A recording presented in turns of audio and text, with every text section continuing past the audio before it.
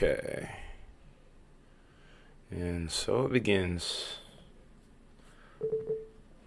Got one tornado warning literally at the intro.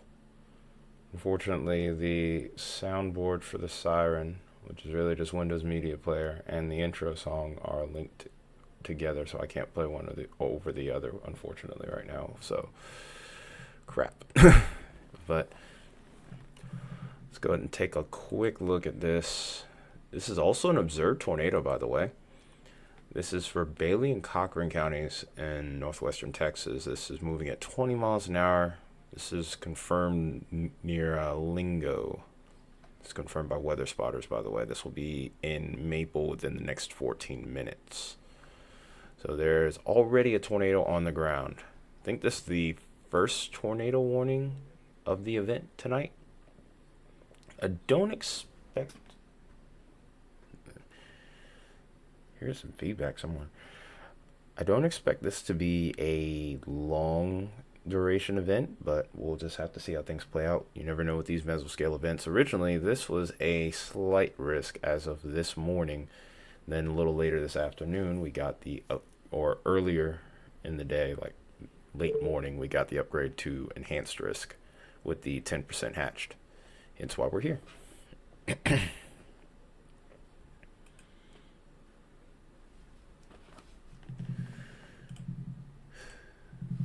Alright, gotta share the stream. We also do have a chaser out. We have Patrick Pineda out there today. So we're going to pull his feed up in a little bit. He's in Texas right now.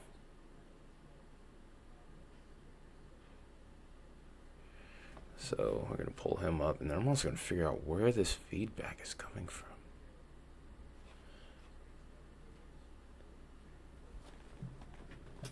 Is it here?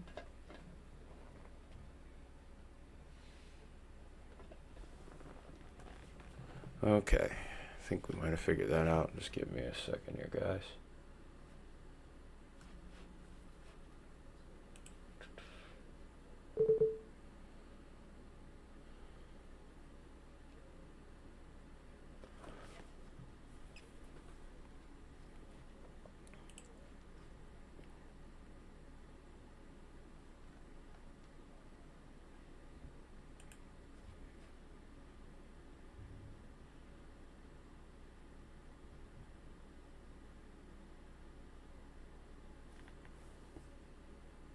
No, we had a warning a little earlier, so I take that back.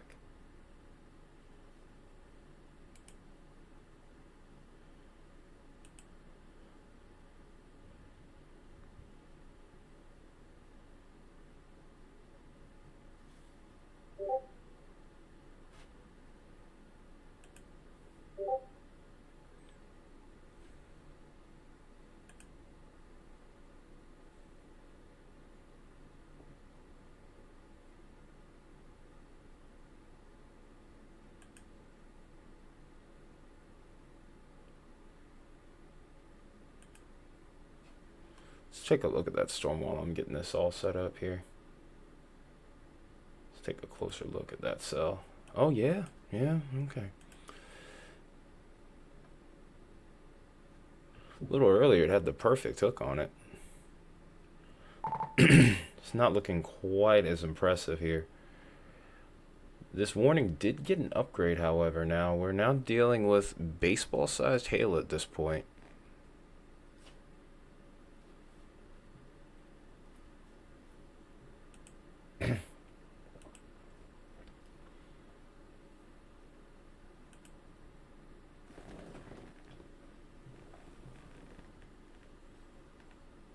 Okay. Finally, we got this up and running here.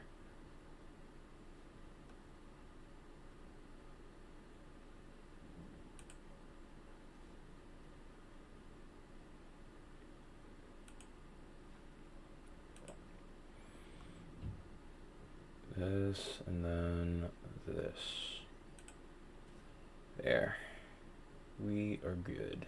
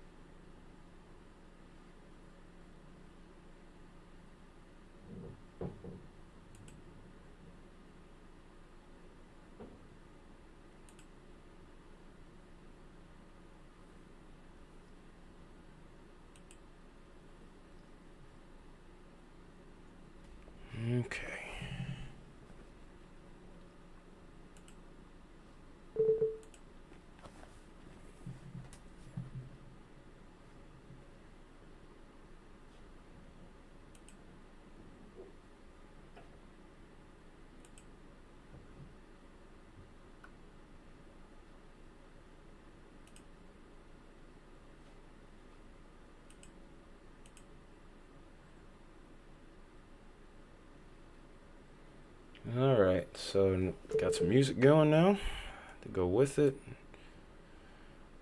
Let's get this going. So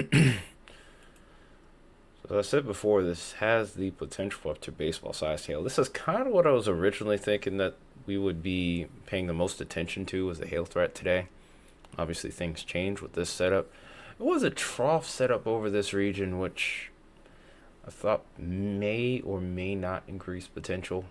That was from the video that we did on Tuesday, but I had no way of being able to confirm that due to the fact that, well, during this time of year, we have what's called mesoscale setups. It's really the little smaller, more finite details, stuff that you can't really pick up on by just looking at the models and medium to long range. Even the short range models struggle to pick up on those incidentals. So there was really no way of us being able to perfectly forecast everything. Figured somewhere between Oklahoma, Texas, and Kansas was a point of interest. Even a little bit of action possible over here towards Colorado. But like I said, it was kind of a crapshoot or shot in the dark trying to figure that one out. Did have a viewer on here that called it, which was pretty cool. Of course, they were a storm chaser.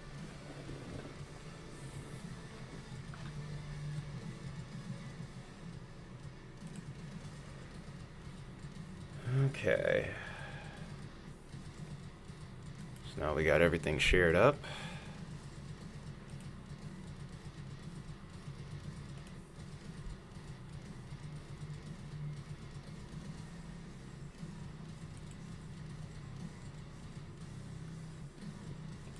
Let's get to showing Patrick's feed now. He's on break right now, though, so there's not really much anything to show on his feed, so that's why I've been a little bit slow to pull that up.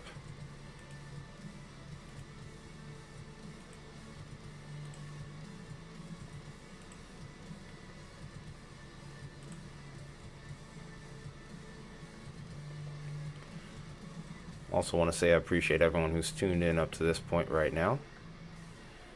Make sure you hit that like button and that subscribe button as well. See if we can get more people in here.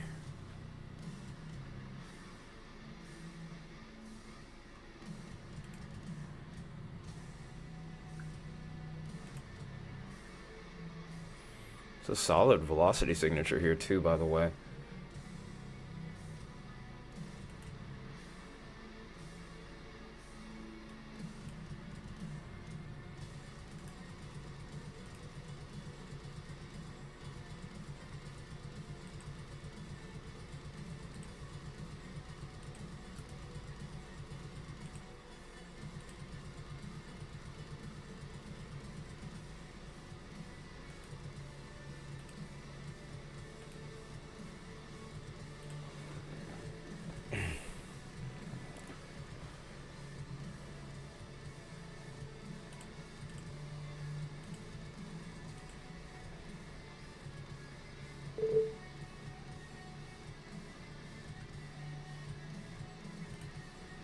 We also have some 70-mile-per-hour wind gusts beginning to pop up here as well. This is the other thing that we've been on the lookout for. This is pretty common to have occur during this time of year. But over towards New Mexico is where this one is in particular. It's just to the southeast of Carlsbad.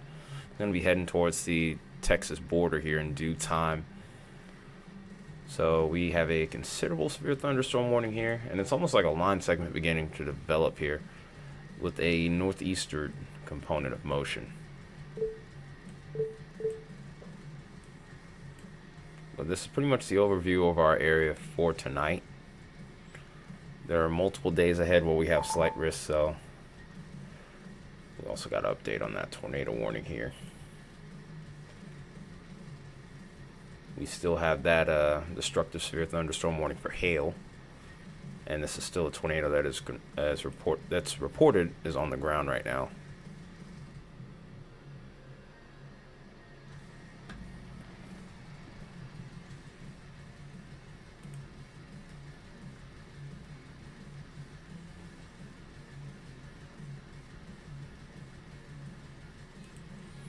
Right now I don't really have any cameras on the ground towards this area at the moment. If If this were to get a little bit closer to Lubbock, that would be just what the doctor ordered there. This area just isn't, apparently, I guess it's just not populated enough for them to have DOTs out there.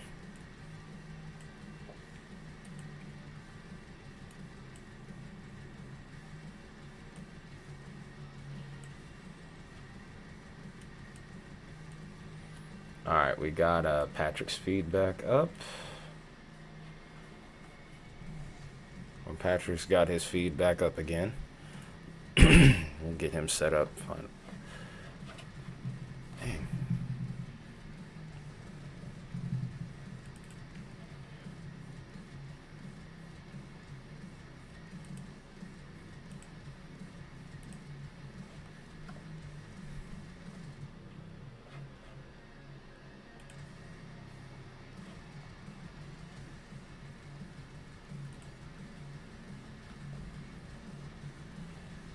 Patrick's actually in Kansas right now. He's in Johnson, Kansas currently. Get his name up here. Where is it? There we go. Get him right here.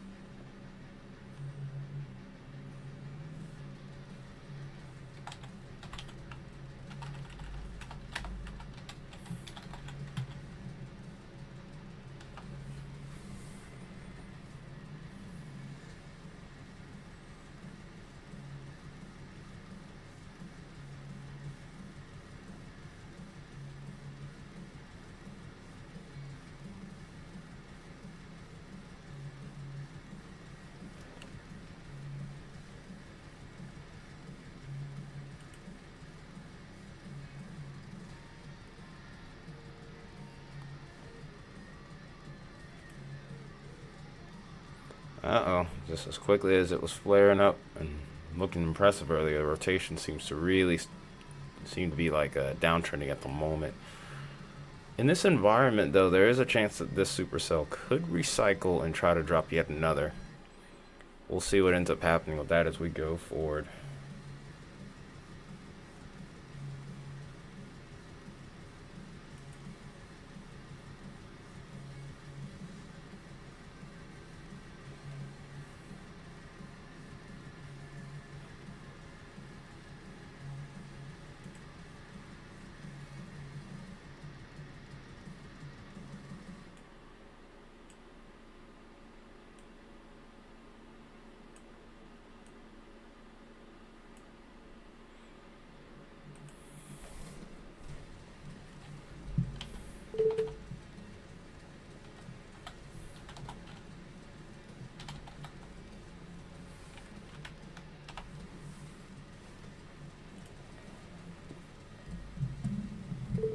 We're getting a little bit closer to Lubbock. We'll see if that ends up working in our favor. Of course, the greatest concentration of cameras is going to be over towards Fort Worth and Dallas. But maybe, just maybe, to get closer towards Lubbock, we could get some. We could get a camera where we can get a visual on this thing.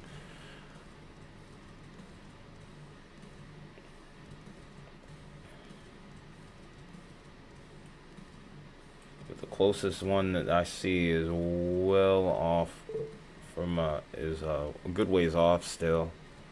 It's over towards like Anton, just off of 84 here.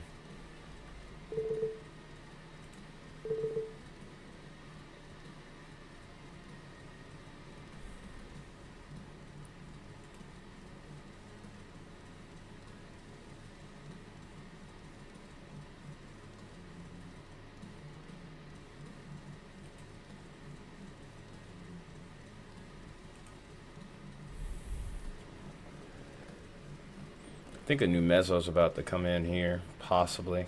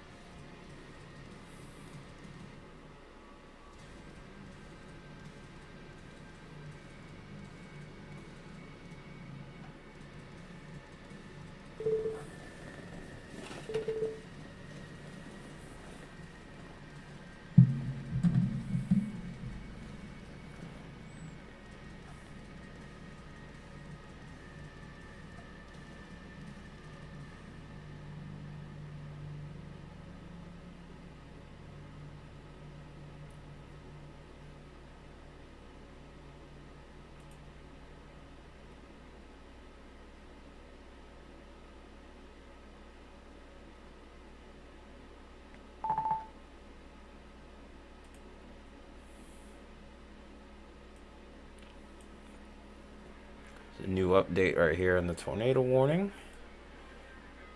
The hail size has been downtrended, but we're still dealing with an observed tornado on the ground here. I'm actually on social media right now trying to look for updates in regards to that.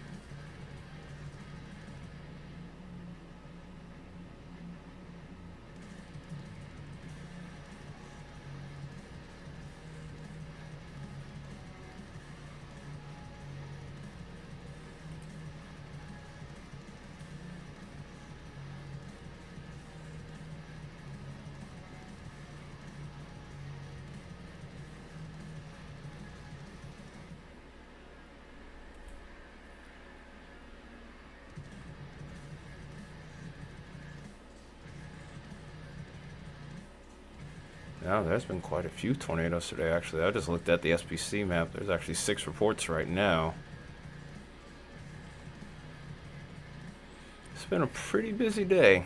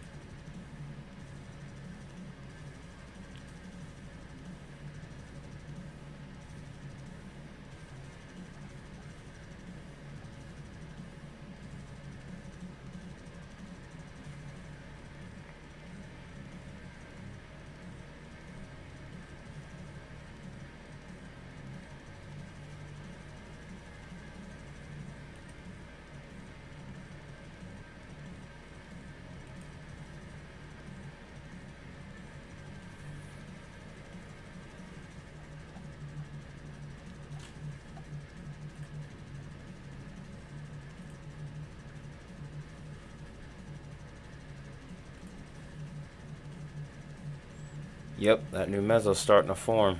Everybody, wow, look at the chase convergence on this road here. On Route 114 here. Everybody should still be pretty far off to the north unless she just jogs to the right. Not saying that's out of the realm of possibilities. In fact, it would be feasible. Especially if she continues to ramp up as she takes an inflow here. But I think everybody is in a pretty good spot. If they ended up converging here, I'd be a lot more worried. But yeah, if you were to go back to velocity, you can see the increase in intensity over here. So yeah, this is basically a meso replacement cycle that's been ongoing here.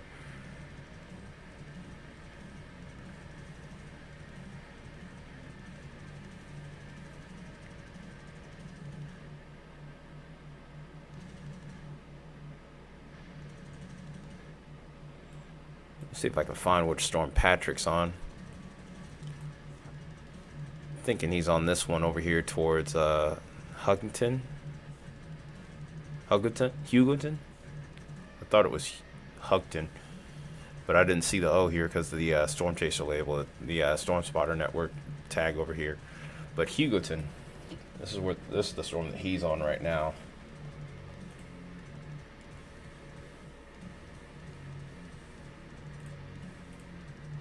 Trying to get the Dodge City radar up here.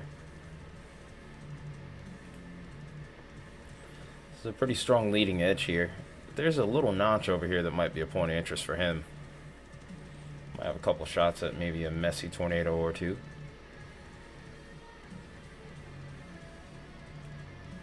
Since Patrick still lives in Colorado here, it's probably the most sensible thing is for him to chase this region here. Anything on this warm front here has the potential to go off as well.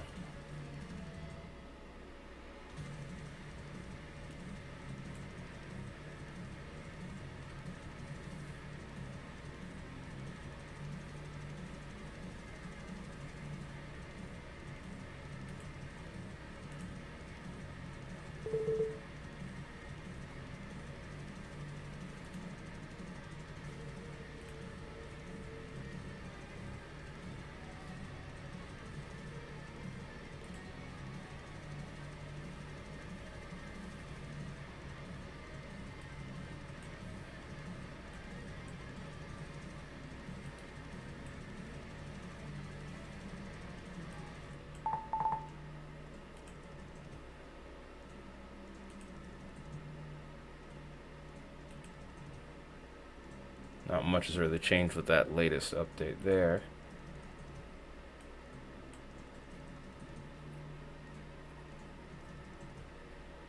This would seem like a cool day to be out there to chase. Time is coming though. Almost to the point now where I could actually even discuss my situation with that. Really excited to show you the vehicle. Just got a couple of touch-ups we got to do. We should be set up. Could be a week, maybe 2 weeks from now, where we're fully ready to go. If we're gonna probably chase anything, it's probably gonna be in my area, and it might, or at least in my state, it'll probably be related to anything more or less tropical at this point. Second season's also a possibility, but we'll have to see how things pan out with that. It's always very hit or miss for our area over here. Once we get comfortable with that, we'll start to expand with our chasing.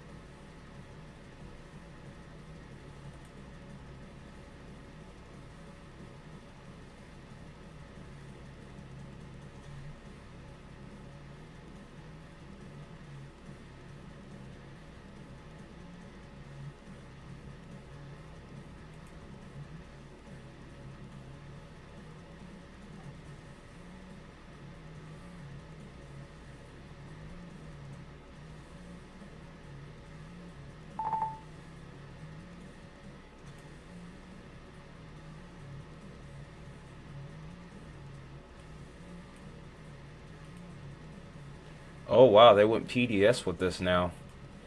It's a pretty large tornado at this point. I'm looking for a picture on social media, but I haven't seen anything yet.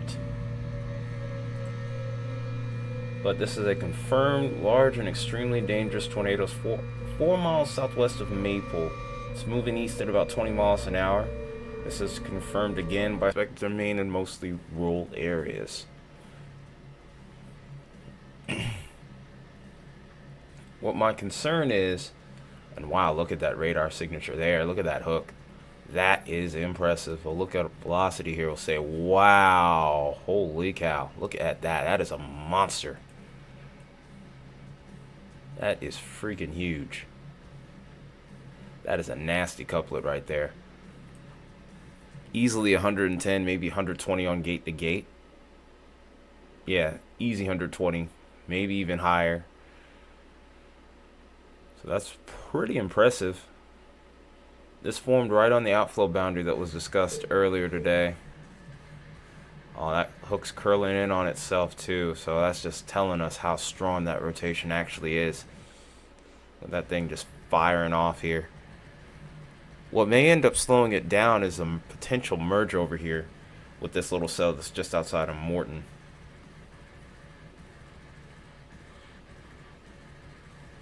If it continues to feed off this outflow and it merges in the right spot, it's not going to really affect it too heavily. The storm will continue to have the potential to produce in the long run, but at least in the short term, this might slow it down.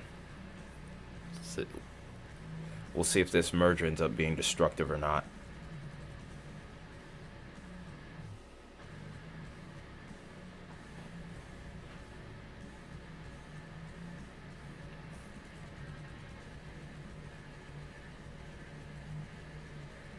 Look at that hook. That is textbook classic signature right there.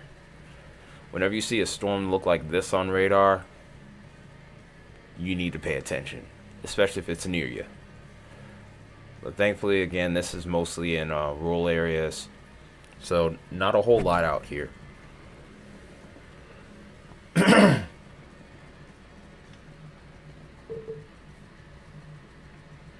Just mostly plains. The closest town as of right now that would be immediately in the path might be Pep, but I think it's still going to miss that to the north. If it makes a right turn, that might change things. And this merger could bring that a little further off to the north, if anything, I would say. So I think Pep should be alright. Noches should be okay as well. I think this will stay to the south of you, so yeah, not really worried about any potential impacts at this point in time of a more notable residential area, but we'll still be keeping an eye on it from this point. This is going to be crossing 214 over here in Texas, and then maybe as we go further and further along, an impact to State Route 54 might be possible.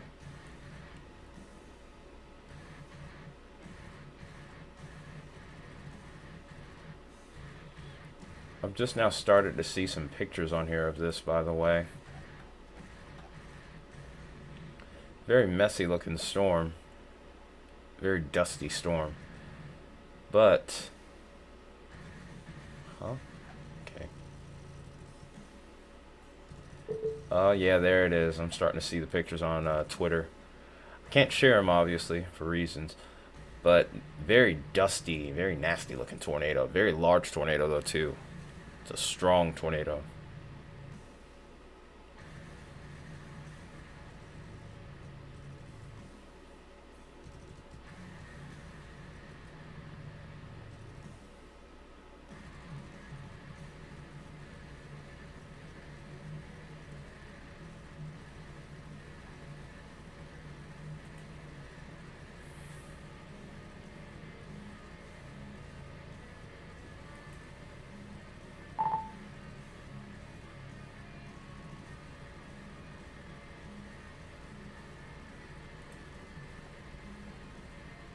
They've extended that tornado warning off to the southwest here, so they are anticipating that right turn that I was mentioning being possible. Still got a PDS warning with this as well. Hail size has been bumped back up to 3 inches, so we're talking about apple-sized hail.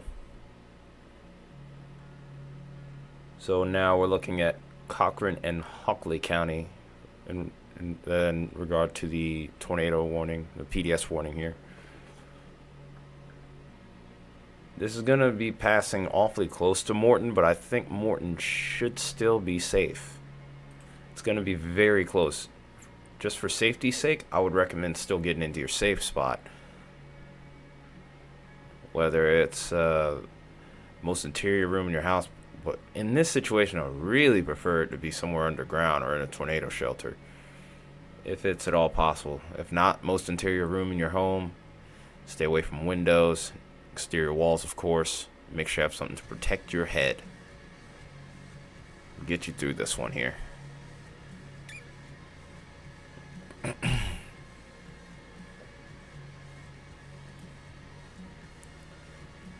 Wow. That is a strong velocity right there. 100 plus on gate to gate. Going towards the radar, heading away. Yep, we're past 130 on gate to gate here, so very strong tornado on the ground here. Like I said, I still think it's going to pass north of Morton. It would have to be a very hard right turn in order to get this thing into town. So I think we're okay, but this is going to be passing over Road 214 and 597 here. Right at, it's going to be just a little bit past the point where the two would intersect. I think it should stay north of that intersection. This may also impact road Texas 3305 here as well. But yeah, that is a very impressive velocity couplet if I've ever seen one.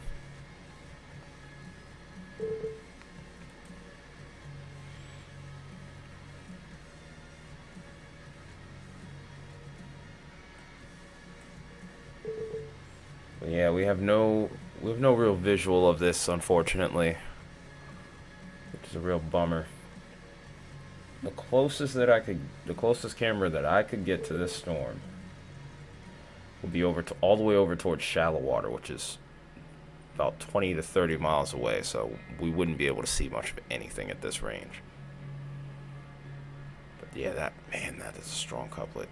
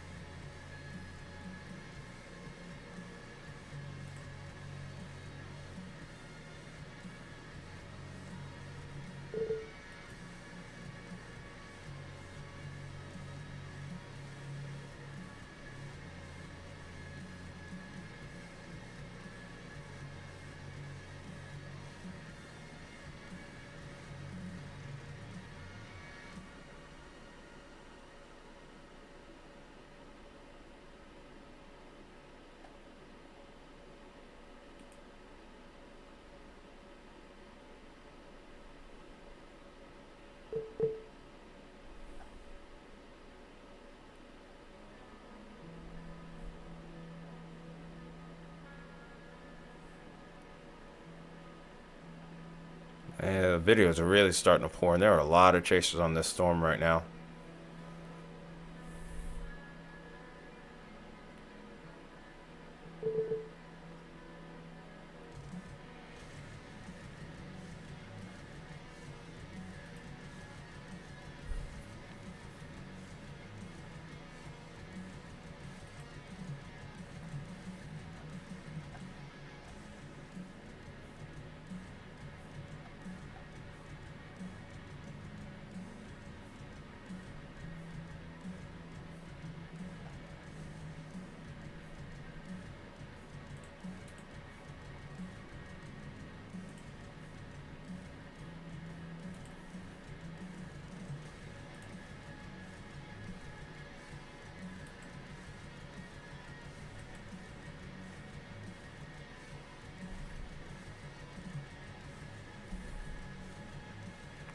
We've had 12 reports of tornadoes today. We're now in outbreak territory.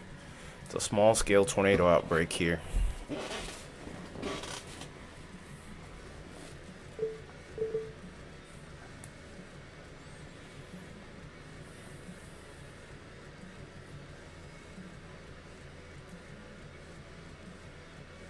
Yeah, here's that merger beginning to occur here, so this may downtrend for a brief period of time.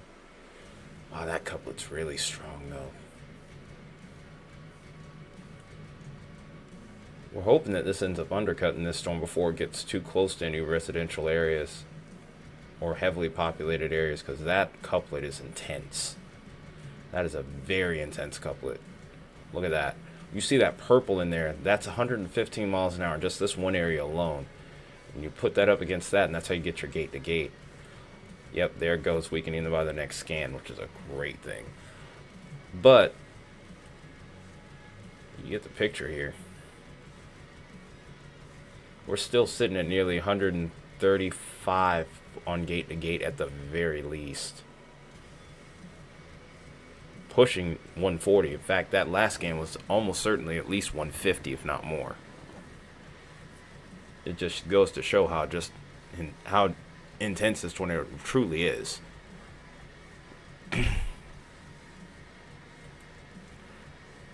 That is a beast back there that is getting wrapped up by rain. But yeah, this merger should slow things down for at least a brief period of time. We'll see if this ends up continuing to downtrend. Like I said, we're in the kind of environment where this storm would most likely recycle, and we would see potentially another tornado come out of this one. But as of right now, though, we're looking good. We're not. This is the only game in town, and so long as it stays that way, we should be good.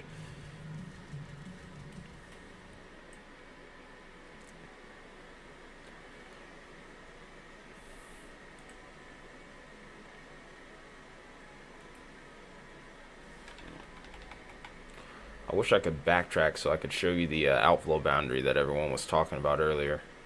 A lot of this was happening while I was at work, so obviously I wasn't able to update.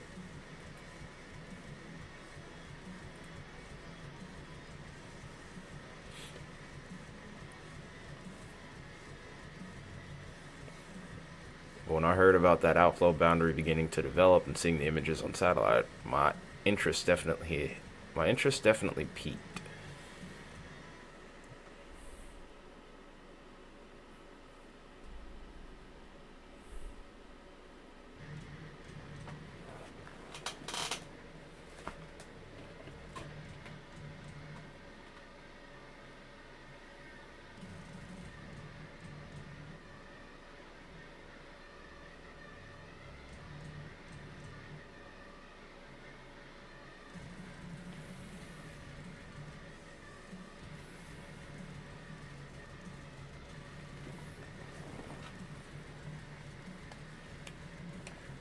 I'm gonna step away for a phone call.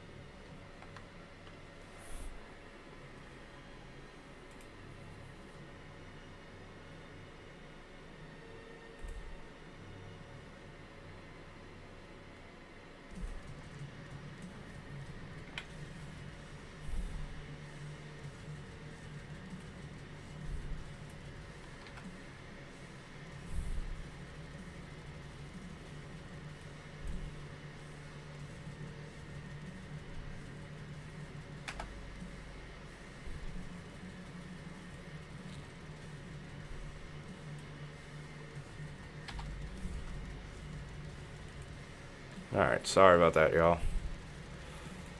Alright, get the music turned back up. Because I had the wrong input turned up. So I apologize for that.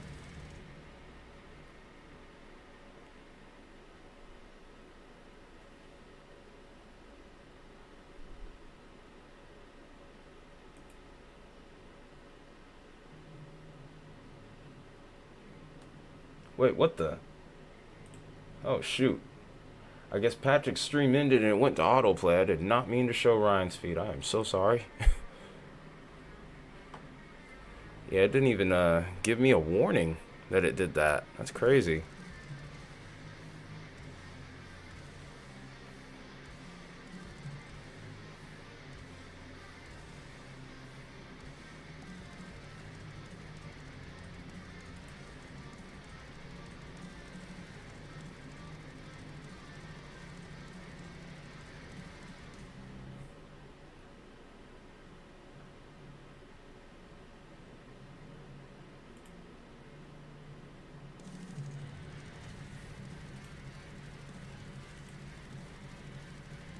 Yeah, you can see how the rotations kind of faded out with that merger that occurred here. So, Storm's been undercut. We're probably going to deal with another meso replacement cycle, and we may see a resurgence with this as we get closer towards Lubbock, unfortunately.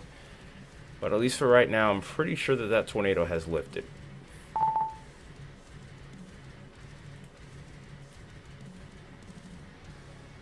If it's still on the ground, it's going to be very hard to see, and it's definitely not as strong as it once was. That much I can assure you.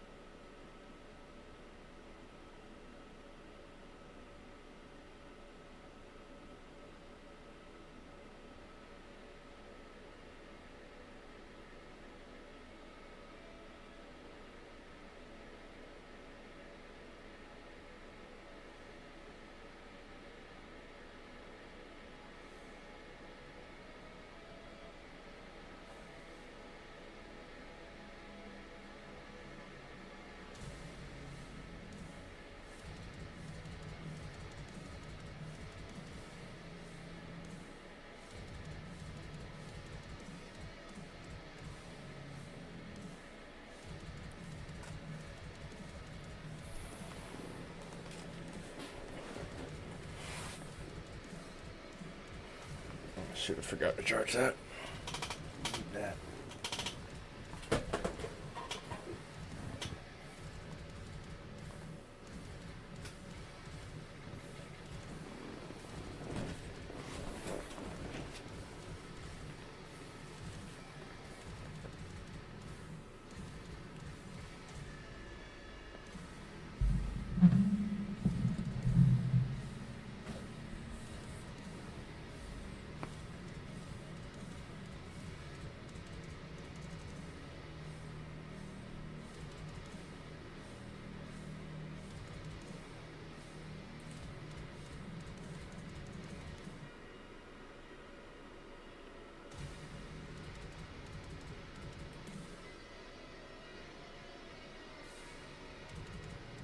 Yeah, I can start to see it now.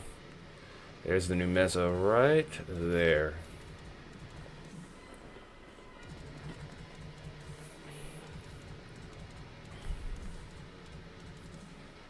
It's going to start to pop up right over here on 597 and then kind of dip down here over towards 1780. So we'll probably start to see this recycle here.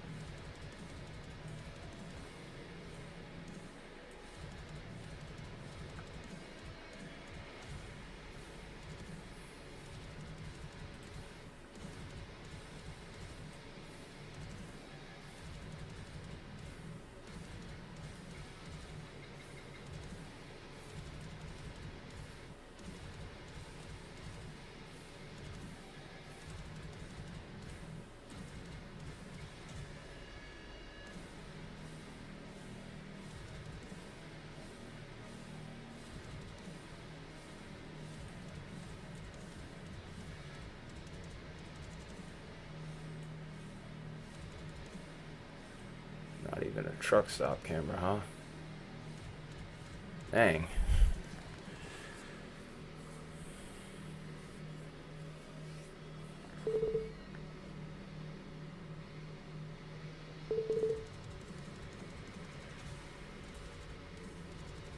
Oh, this is the same storm.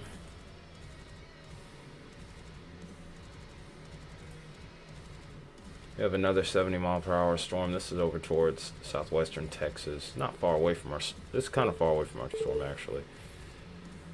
Nothing really to be concerned with. Well, 70-mile-per-hour winds are always to be concerned with. There is a tornado possible tagged with this storm, this severe thunderstorm warning here. So another one that I'll be keeping an eye on intermittently. But, of course, our main attention right now is on our PDS warning, which is still in effect here. Well, I take that back. It's no longer PDS warning. It's still observed. It still has potential to produce up to baseball-sized hail. Plus, but the storm is not quite as impressive as it's been. But like I said, I do think that this is recycling, and we'll probably be seeing a new hook beginning to form within the next 20 minutes or so. This is in an environment that is still pretty optimal in regards to severe weather.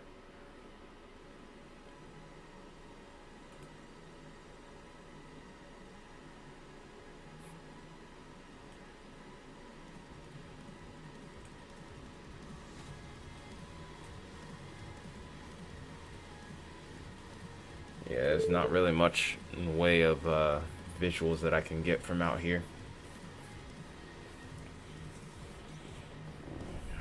You tell me. It is what it is. What it is. There's only 5 people watching, Gumby, but I'm not worrying about it. I'm here, so I'm just gonna do my thing. People show up, cool. If not, I'm not worried about it.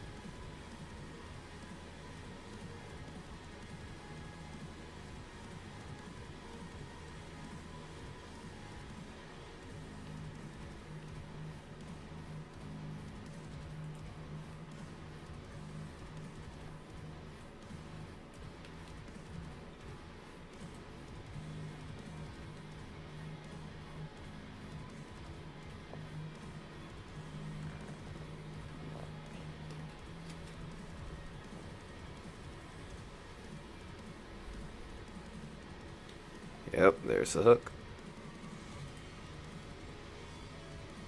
And there's the rotation right there. This is gonna drop another one. I don't even think it's a question of if at this point. With this environment right here, I have a hard time believing that it wouldn't. This is about to cross State Route 103 here. Hey, Isaiah. What's new? Good to have you, though, bud. This storm prompted a PDS warning earlier, and it looks like it's ready to do that again. So I'm still trying to figure it out, but there's like a new community tag that YouTube is doing. So whoever, I guess, comments the most in chat, I guess you get like you end up on like a community leaderboard, and you get like XP and stuff. Like, please don't spam chat because of that, by the way. Don't do that. But yeah, I don't know, I guess they're trying to push people to go into chat more and stop, and I guess lurk less. Oh dear God. You know, I could completely ruin that crown thing by just timing you out. Hi, Mia.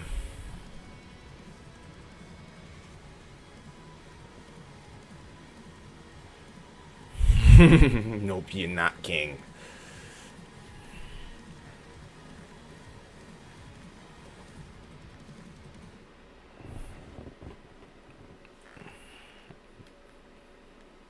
This is funny. I wonder, I just thought about something. I wonder if, oh,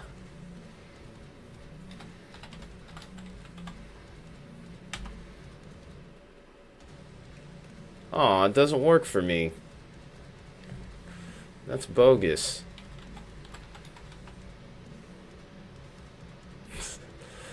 I guess I don't count. I mean, I guess that makes sense, but that would be,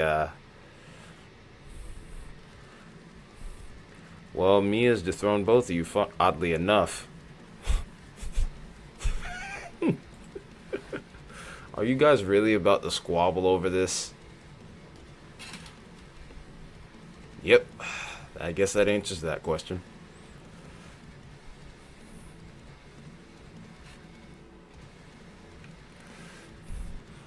I figured it wasn't, but I figured that I would troll and try to take it from Isaiah. But I guess that's not happening.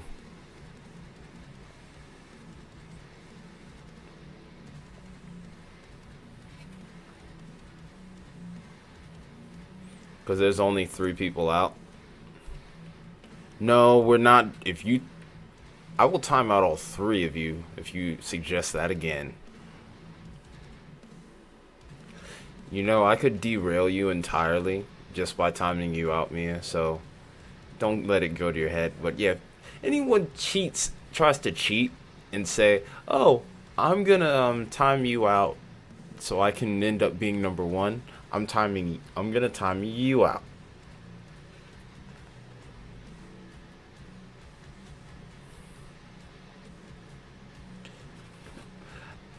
Just to make sure that you want number one. If I really just wanted to be that guy, I could totally do that.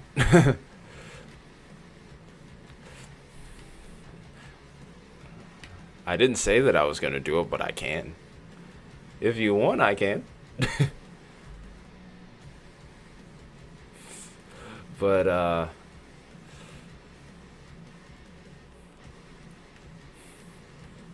there. So apparently YouTube has done a thing. Okay, yeah, that's an update to the warning. Nothing special though. It's pretty much the same thing. It's the same. It's the same. It's basically the same as the last episode.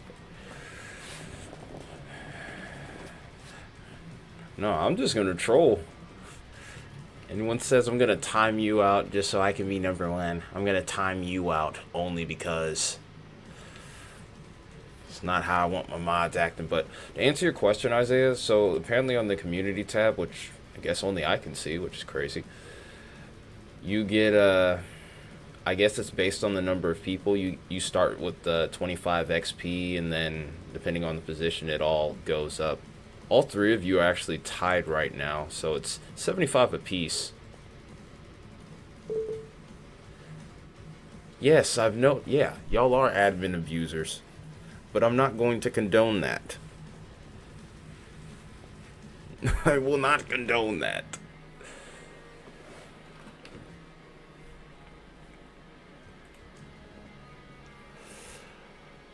Okay, yeah. So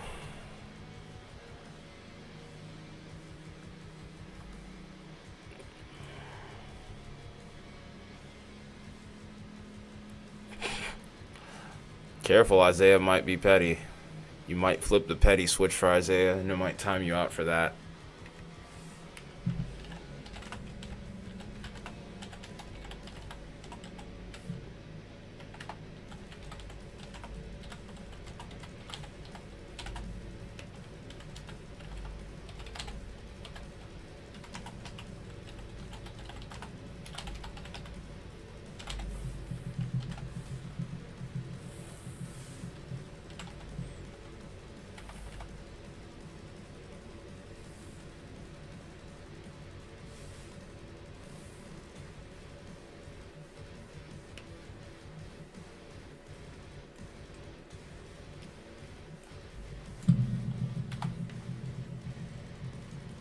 Wait, what?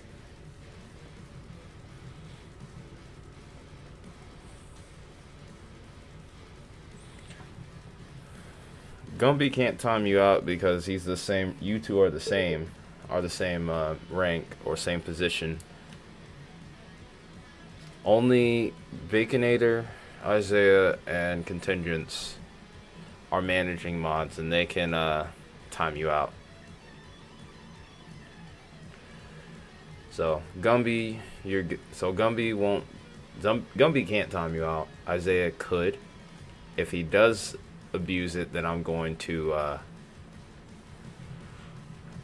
get him because none of you can time me out.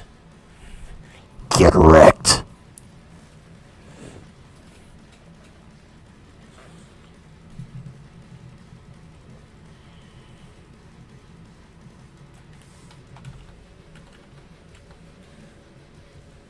Alright, so here's a question that I'm about to put up for you guys. And I want to see just how quickly you think this will happen. I'm pretty sure I know the answer already.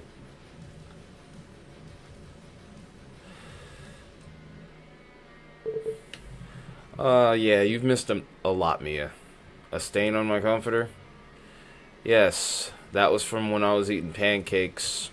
And, yeah. It spilled on my bed.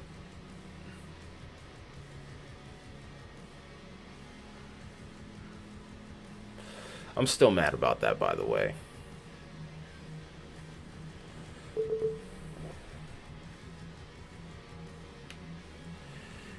And also, if you mention that on chat again, I'm throttling you. Yeah, you are definitely right, Mia.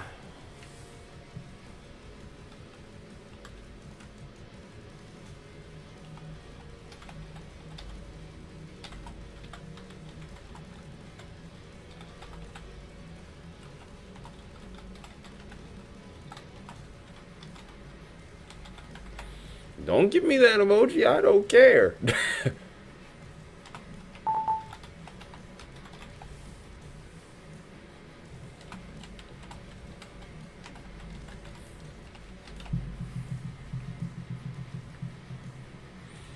Alright. Here's a question I'm not so certain of, and I want to know your opinion. Easy enough, right?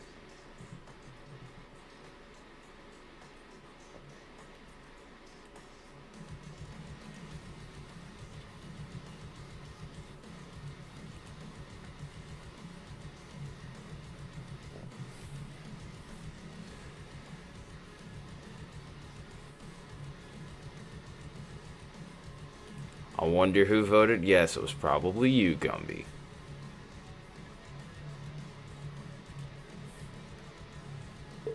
Ooh.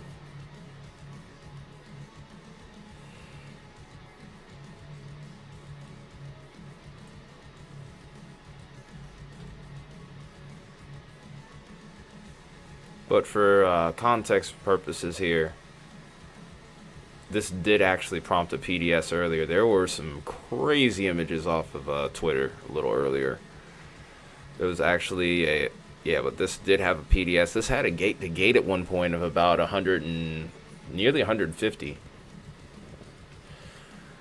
Because you and Baconator are aggro when it comes to most of the voting polls.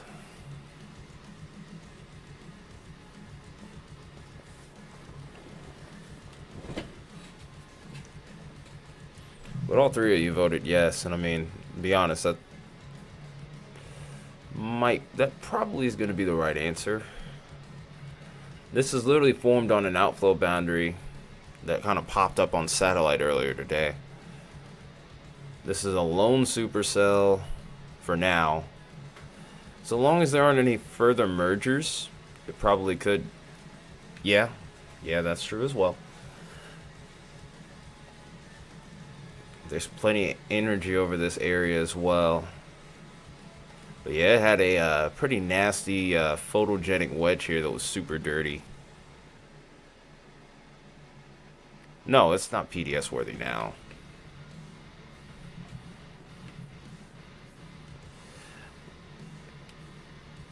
If it cleans out this inflow notch, it'll do it again.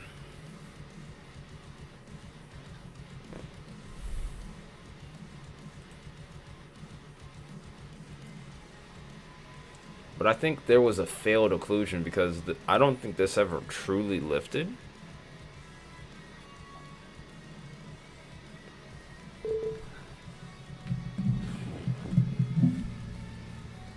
That doesn't necessarily mean it's going to happen every single time, or it'll happen again. But the potential is there. We'll see, though.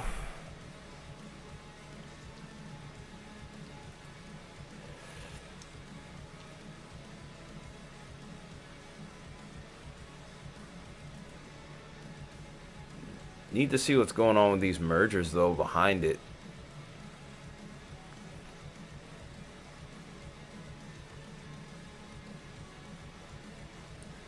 Yeah, and this is still in the enhanced risk area, too.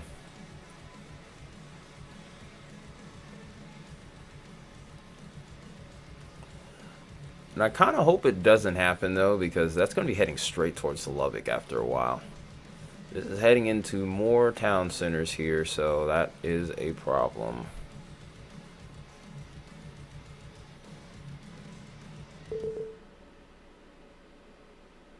Alright.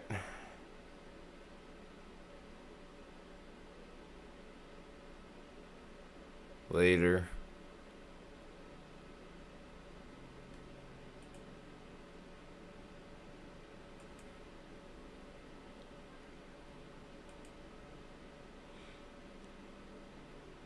Let's still showing all you guys as having 75 XP. I don't know what the reasoning for that is.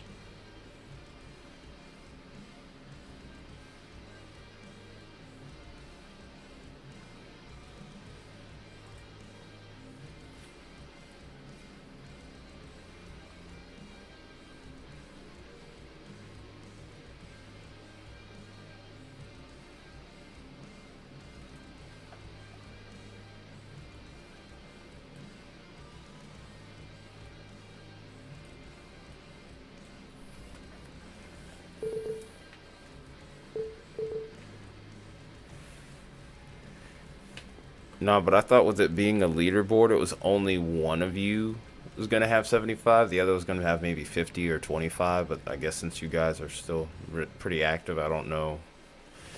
Yeah, I didn't really learn a whole lot about this community thread thing until, well, started seeing it in chat literally the last couple times I've streamed. So yeah, I have no idea what's going on with this thing or how it really works. I'm pretty sure it popped up in the newsletter thing for the creators, but I don't think I was paying attention to it at the time. I think that was during the time I was injured.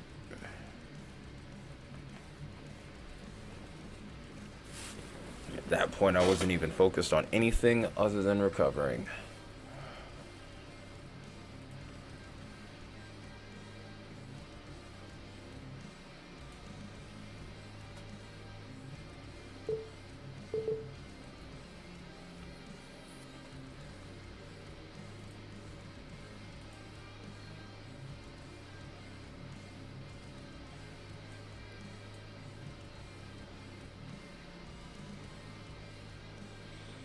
It's got that donut hole in there still, so I'm pretty sure there's still something down, but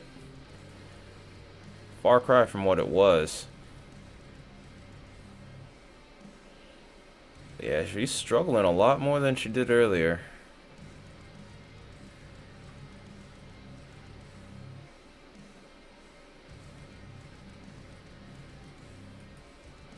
Isaiah, you still have radar Omega, right? If you do, check the satellite imagery from earlier.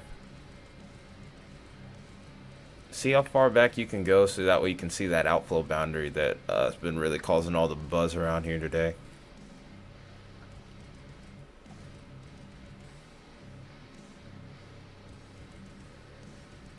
Because it's actually pretty impressive.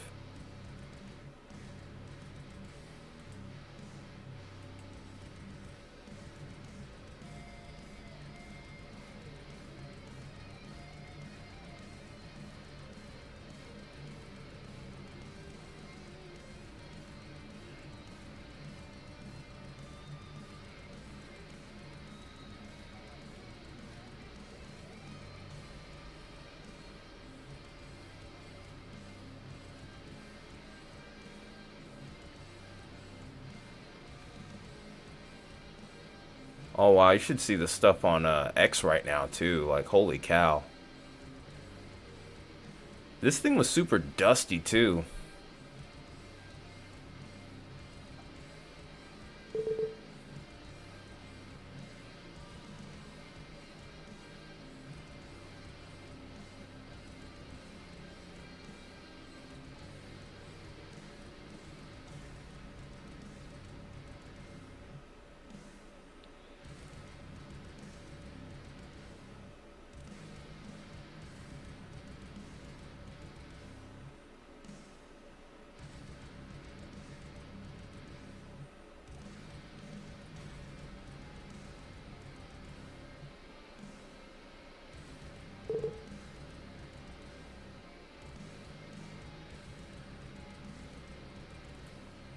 This thing has been a tornado producing machine, by the way. There have been 6 to 8 tornado reports on just this storm alone. And 2 large, strong wedges of those out of that bunch as well. Don't worry, Isaiah. Rain's coming. In fact, some severe risk is actually coming along with that for both of us.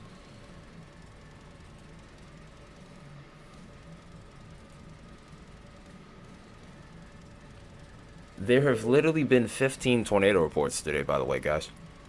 Crazy.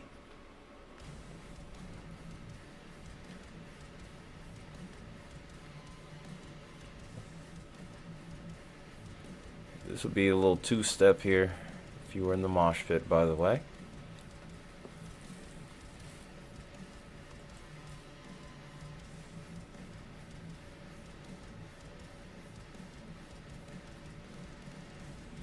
I'm cool with the windbag.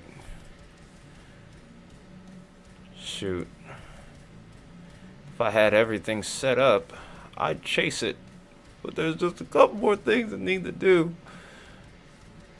It should be ready by the middle of the month at that point, though, so just have to see what happens with that. But I'm chomping at the bit to jump out there.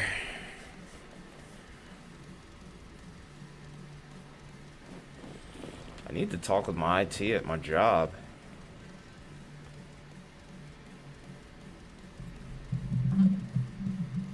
So that way I can figure out how to make this work.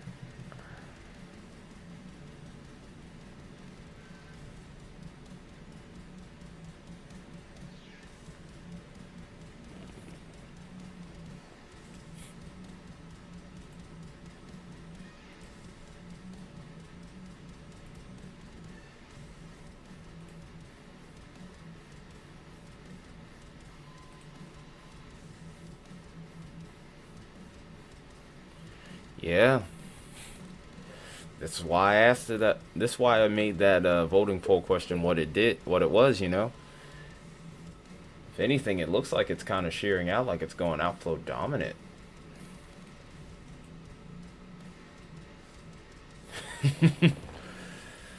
You gotta love the mesoscale, man. You gotta love the mesoscale. Somebody voted no.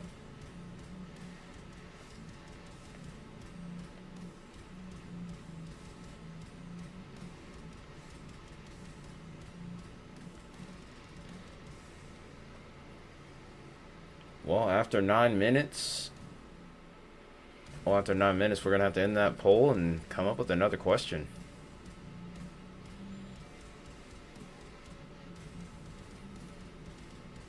I mean, you have to take into account the environment out ahead of it too. And I haven't looked at models in a while, but I know that this area still has plenty of cape left.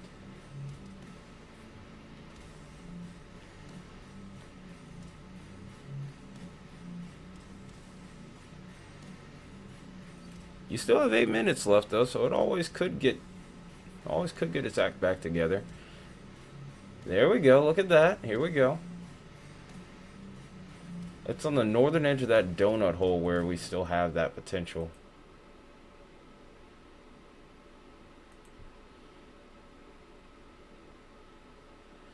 I think it's going to drop another tornado, just perhaps not a PDSer.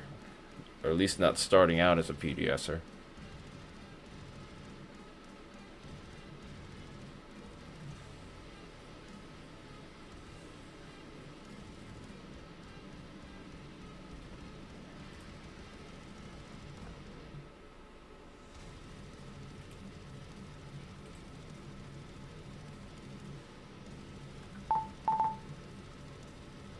And there's a new warning.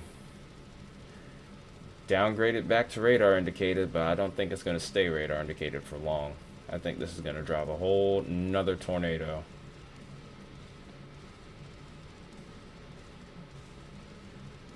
Starting to finally get close to where I have some DOT camera action here.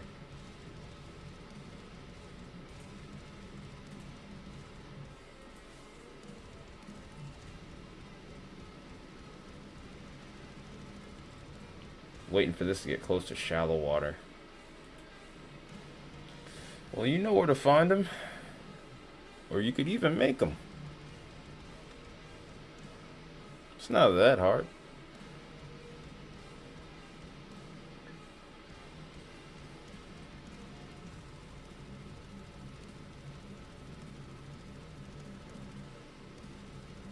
Well, I really want us some ice cream.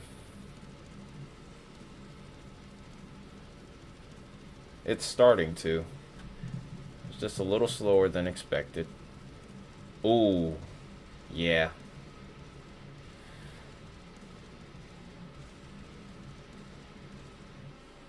First off, why are you making why did you type it like that? Pause. Secondly, I can get ice cream if I so please. But I'm probably not going to do it tonight because I want to try to rest up so I can go to work tomorrow. Get the videos up that need to be up tomorrow and then go from there.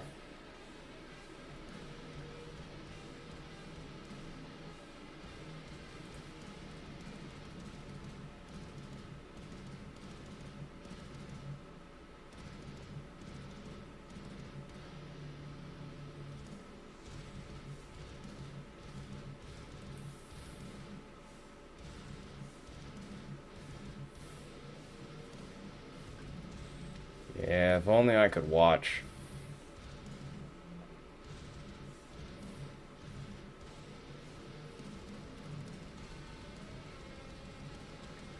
Yeah, it's getting ready to drop another big one, I'm pretty sure. This will be the point where that low level shear really starts to kick in at this point. Ooh, look at that.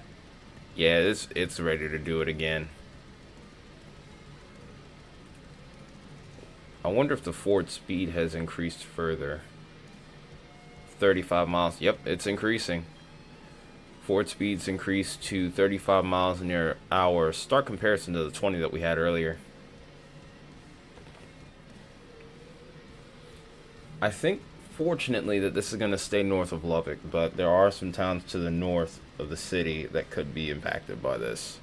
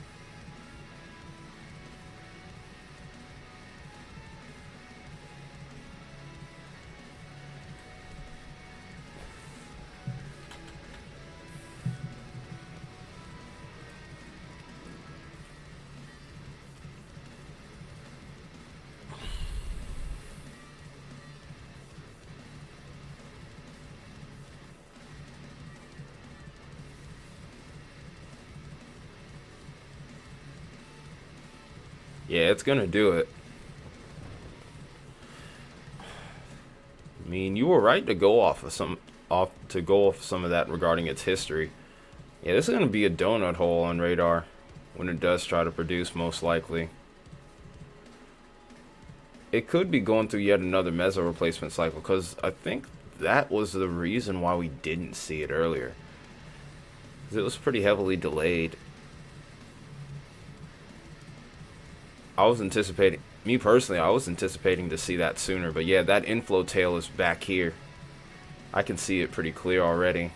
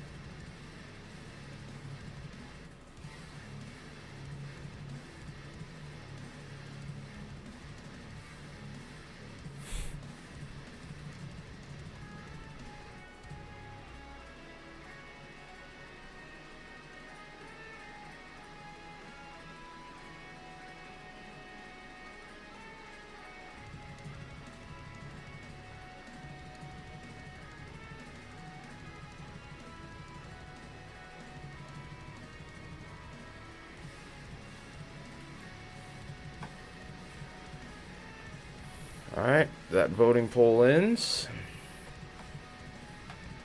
Alright, we're starting a new one.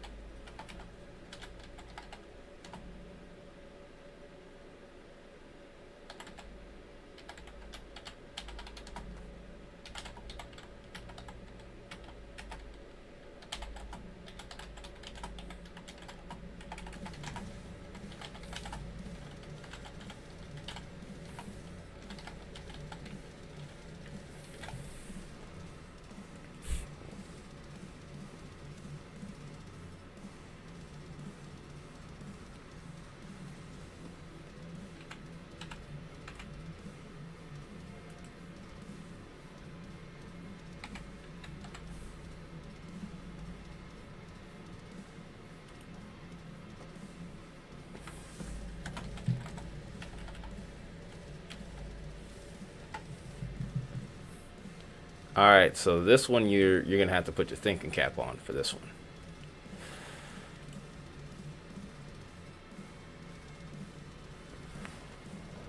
Because there's no concrete answer to this. Just like with the last one. Feel free to look at the weather models to give yourself a little bit more confidence in your answer.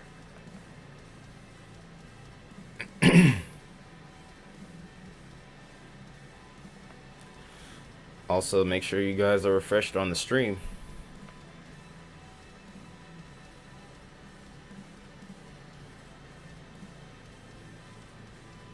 Somebody's aggressive. I think this thing will produce another 6 tornadoes or more. That's aggressive. I mean, given the environment, I wouldn't rule it out. We're still in that enhanced risk zone.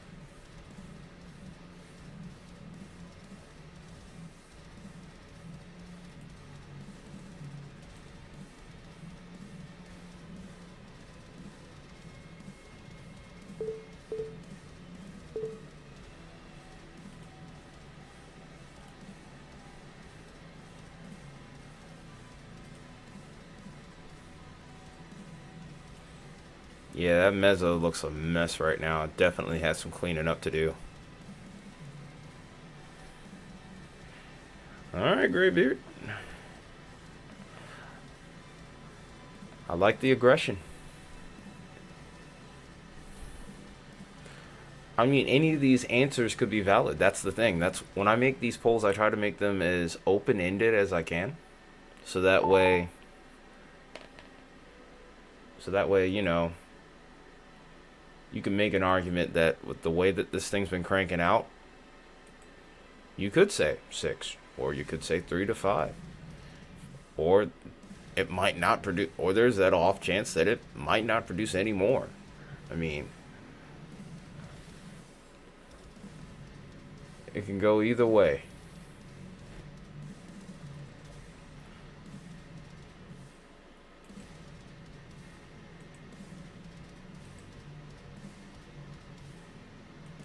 Okay, the warning for Lamb County is canceled, but nothing's changed. But yeah, this cell has been insane. As far as the grand total for the day, this has probably dropped almost 10. This probably has dropped about 10 tornadoes.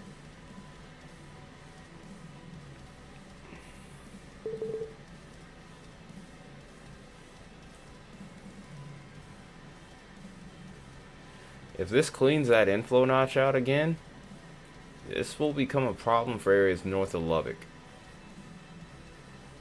If it really deepens, it could even turn right and get closer towards Lubbock. But yeah, this is going to be right around the neck of the woods of Texas Tech here. And that in itself does make me nervous. Appreciate you doing that, Graybeard. Appreciate you being here as always as well.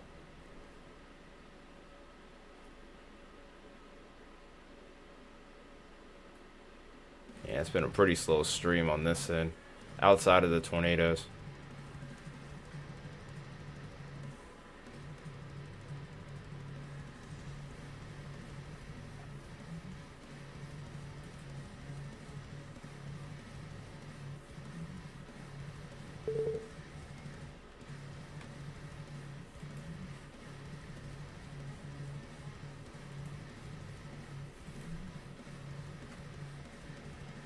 There's a lot of outflow right now.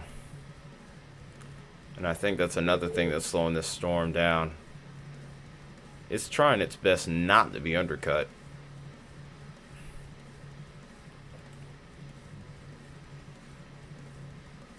Yeah, I think this is going to undergo a meso replacement cycle, and we're going to eventually see another one come out of this.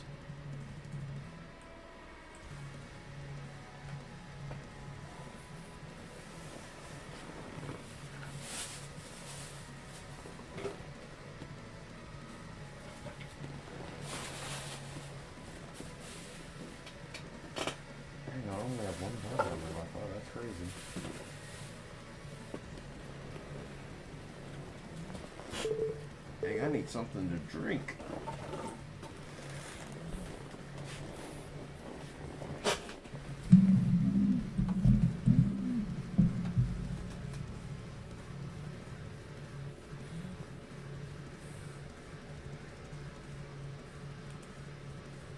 No, it's not PDS again.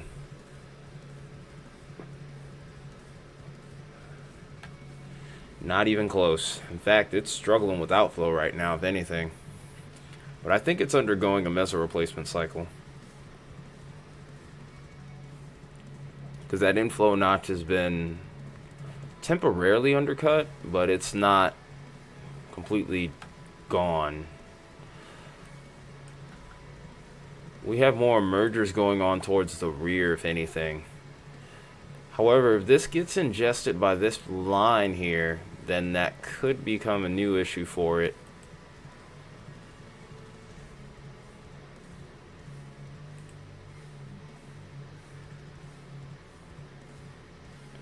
It's not even observed.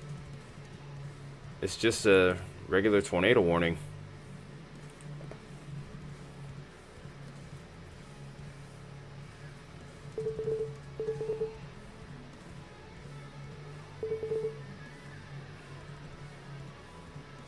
It's not observed. I haven't gotten any new notification yet.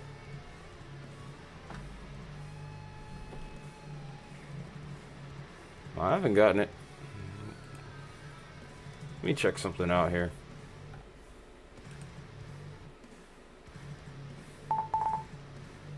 Wait, here it comes. Oh! Both of our stuff is behind because, yeah, it's PDS and observed again. So this has dropped another large tornado. No, you're ahead of us, actually, Mia. But this is moving east at 30 miles an hour, 4 miles southeast of Whitehall. This is confirmed again by weather spotters. This is going to be heading towards Levelland, Anson, Whitehall, Smear, and Opdyke West. This is also most likely rain wrap too. you happen to be in the path of this, you definitely need to be taking your tornado safety precautions. Because this is a very strong. This would be a very strong tornado, most likely. Yep, there it is. It's somewhere up in there, in this big mess.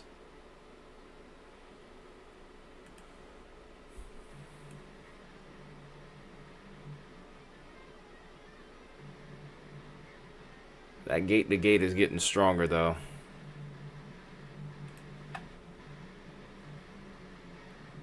Yeah, somewhere up in there in that mess is a tornado. Good luck trying to see it.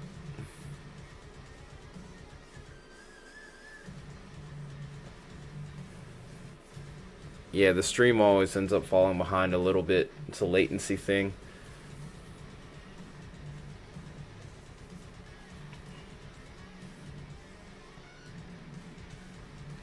Daggone it, Mia.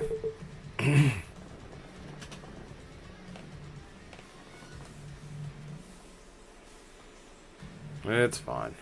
It's fine.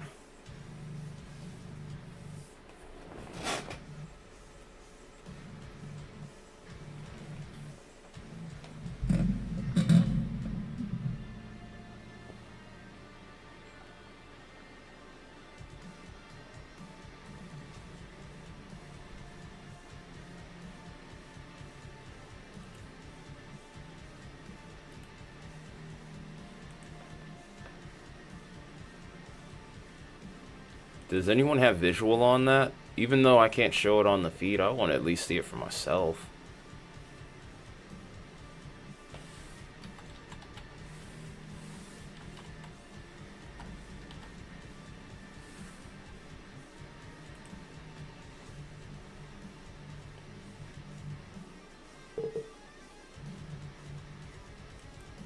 Yeah, Vince does have a visual on it.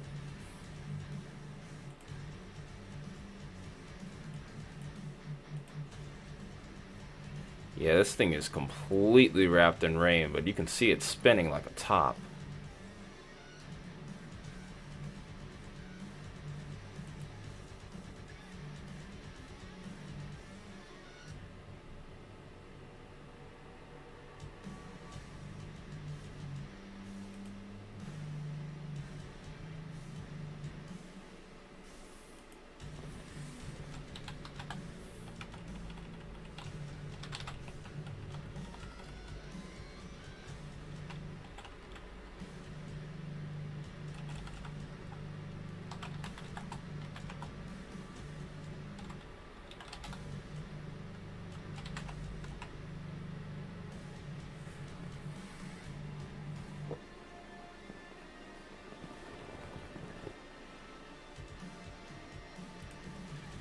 Yeah, that inflow notch is starting to come back out.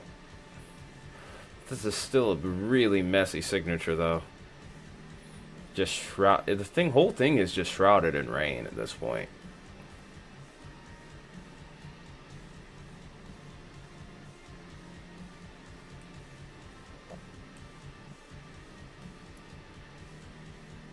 But yeah, this is just one ugly, ugly cell now.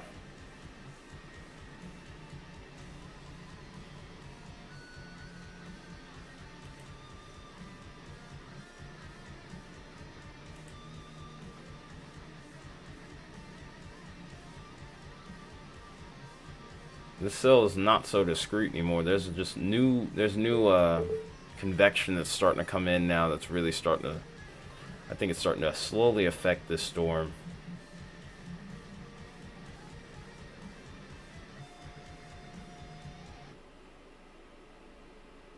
I think ultimately what's about to happen here is I think that this is going to consolidate into a line.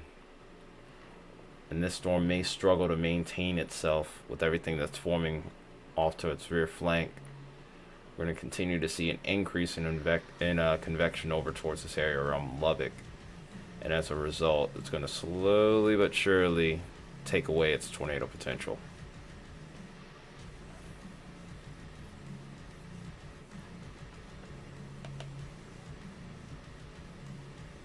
But we'll see what happens with that. Like I said, one thing with these mesoscale environments is the fact that a lot of stuff kind of happens in the real time, almost to a point where even like just looking at forecast models doesn't really give you a great idea of what's going on. You're kind of now casting, if you will. I'm just saying.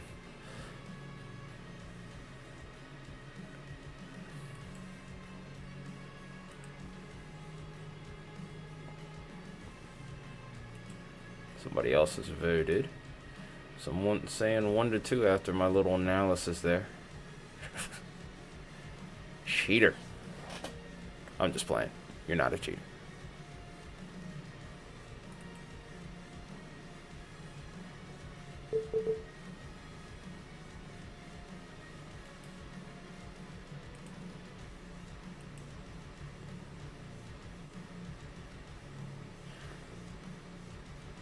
Hmm. That's interesting. Well, where are they? Are they in a marginal? No, it's just a regular thunderstorm risk.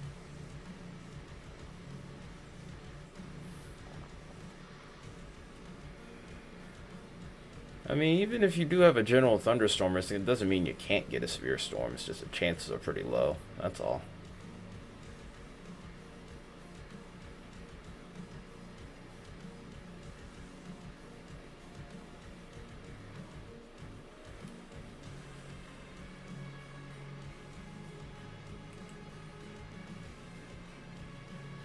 By the way, this tornado is still on the ground, according to chasers right now.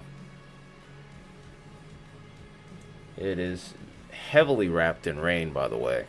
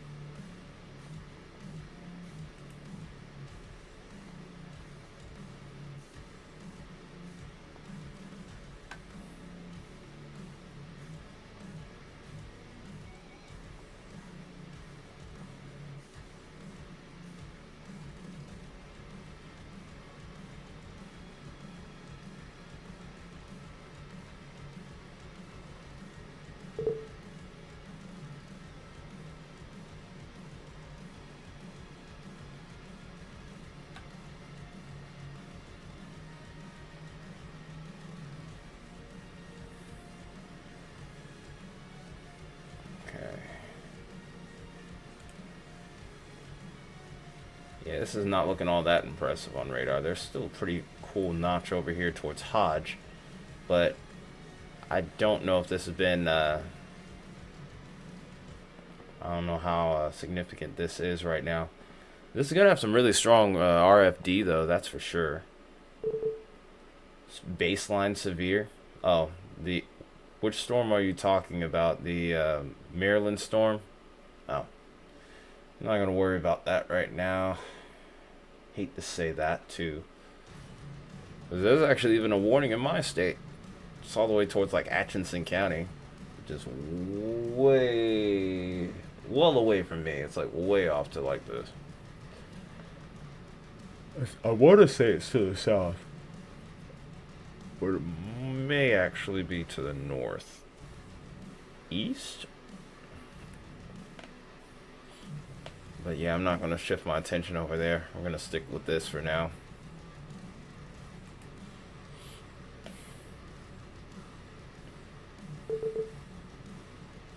Yeah, definitely a meso replacement cycle still trying to occur here. Might have seen an occlusion with this storm too. I don't think there's a tornado on the ground at this point. If there is, I can't see it on any feeds here. It's heavily wrapped in rain. I do know that much.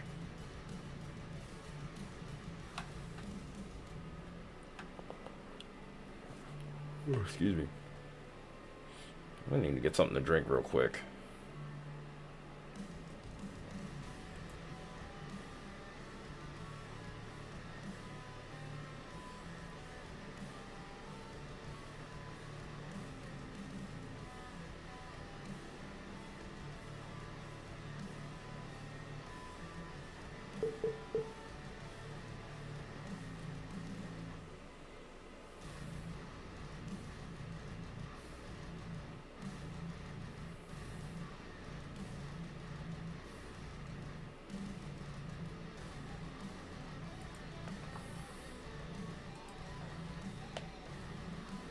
Trying to get weather-wise to work here. Trying to get the loop to go. I'll be right back because I need to get something to drink real quick. Nah, I'll leave it full screen for you guys. I'll just turn off the camera for now.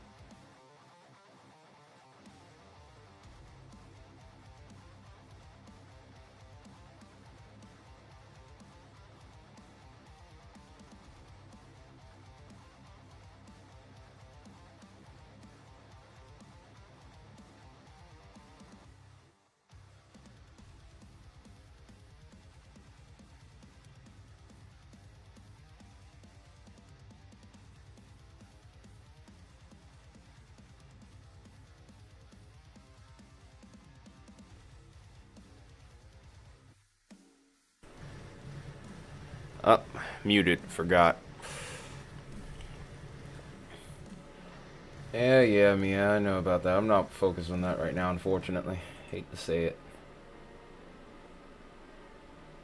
These are all stationaries.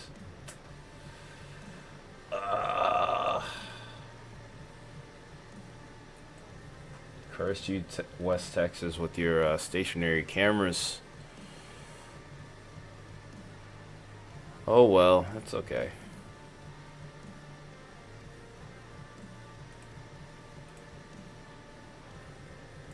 We've seen a downtrend on the hail size with this too. Inflow notch is starting to clear though, so This is where the rubber hits the road here, so to speak.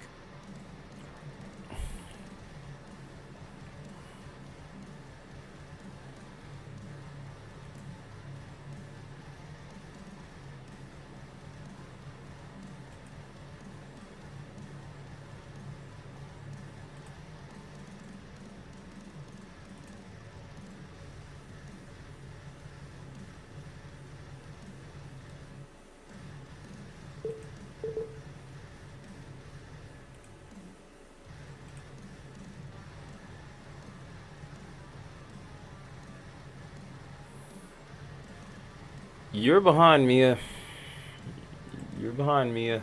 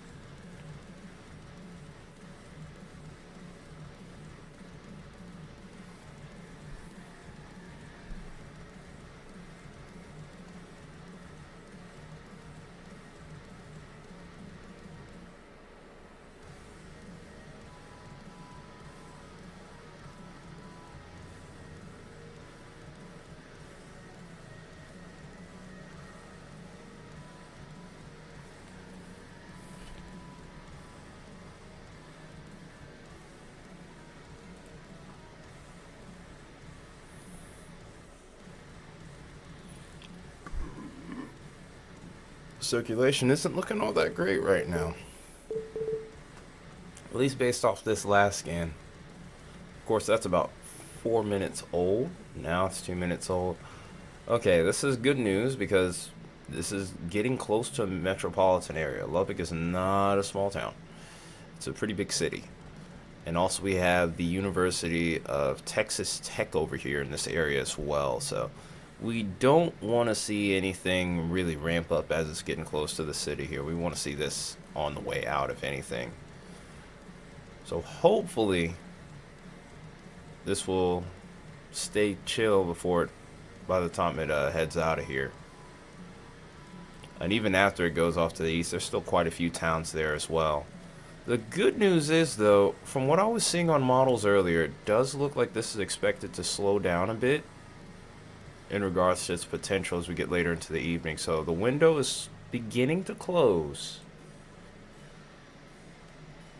The next hour or two, I think, really will be a determining factor as to what happens next.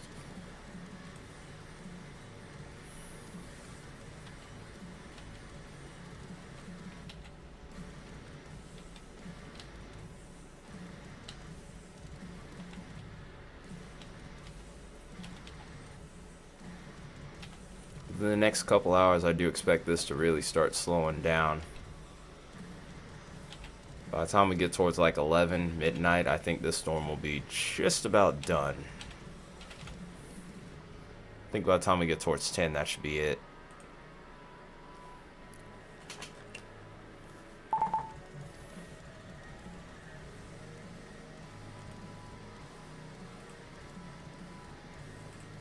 We've still remained with a radar indicated tornado warning. We're getting good updates on it right now.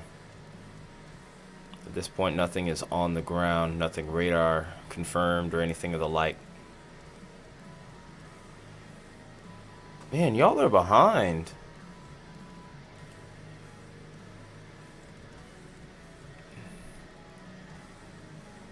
You guys are behind. It's not that. It's, yeah, I mean, it's still tornado warned, but I'm not all that worried right now. At least for the moment. Storm is struggling with its velocity based off of velocity signature. Oh, look at the radar signature. That's starting to look pretty sloppy, actually. If anything, we might want to keep an eye on this back a little bit further to the south and west. Even that too, though, however, looks pretty sloppy too. So, good news so far. If this gets more organized, that could become a problem.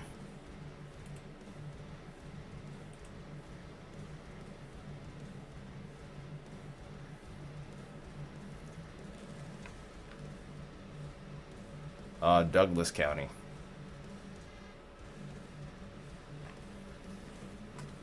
I know where Douglas County is. That's a little further. Well, there's actually two Douglas. I think there's actually two Douglas counties in Georgia. Georgia likes to do little mesoscale stuff too. Just like that one storm.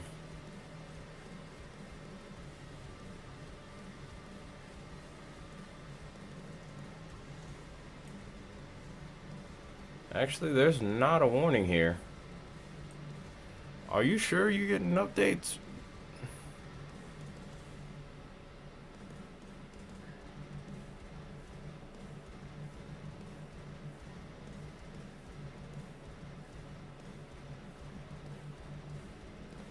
Yeah, Georgia's on some different stuff when it comes to the names, its weather, just in general. It's unique.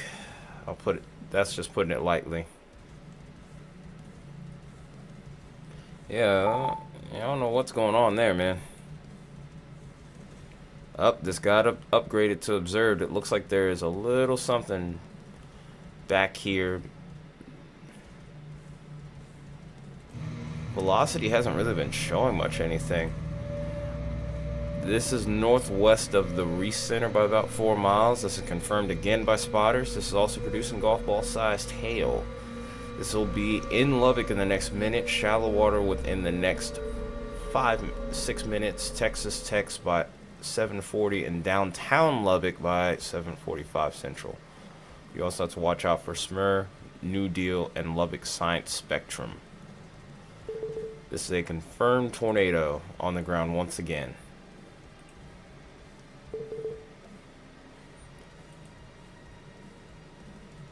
We knew that it was going to try to produce another tornado again. It was only a matter of time. So we had at least one, if not two more. So anyone that voted for one or two right now, you're looking pretty good. If you're in the 3 to 5 range, you're looking even better. 6, you're still 6 and plus, you're still at a long shot right now. But Not out of it yet.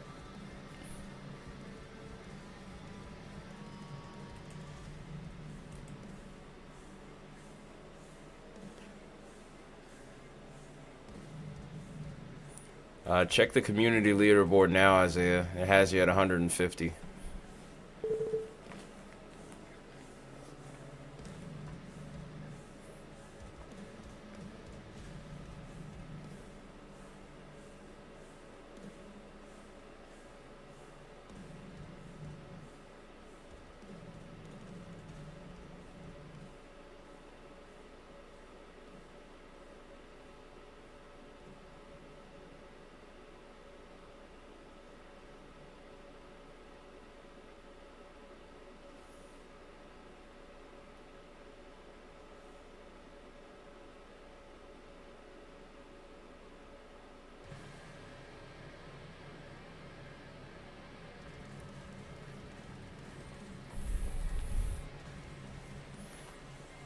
Yeah, that has been a thing lately. I heard it was acting up earlier today, so I wonder if it's still doing it.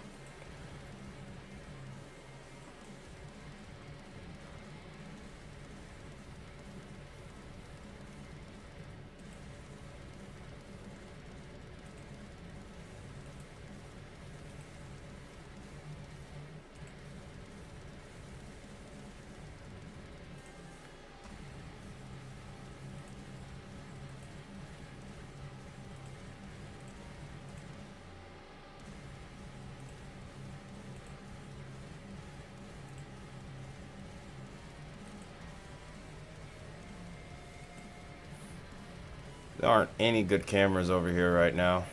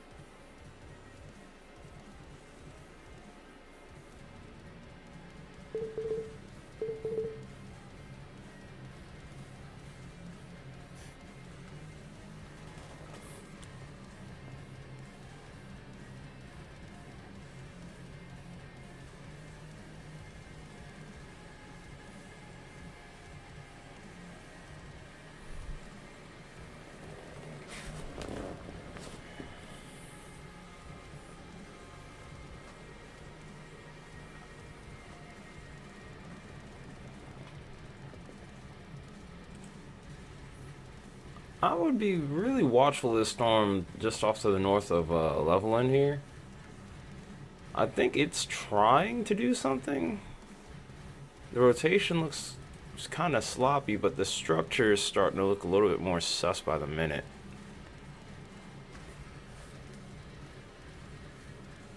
Oh, that's the stain you're talking about. I see it. Yep. That's the syrup stain right there. There's actually two of them on there. This mattress is also 8 years old, so I mean, you have to figure other things happen there too, but nothing like that. Then again, I'm an adult, so something of that variety. Anyway.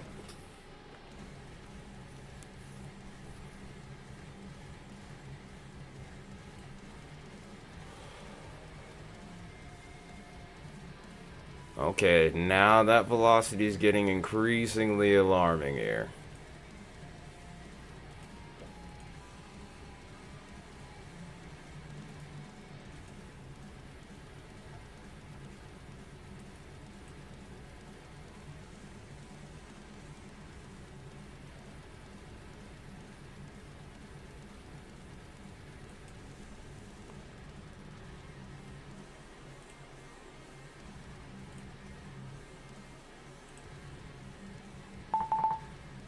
Oh, this might. No, it's still observed. No PDS warning yet. But if it starts trending like that, that's never a good sign.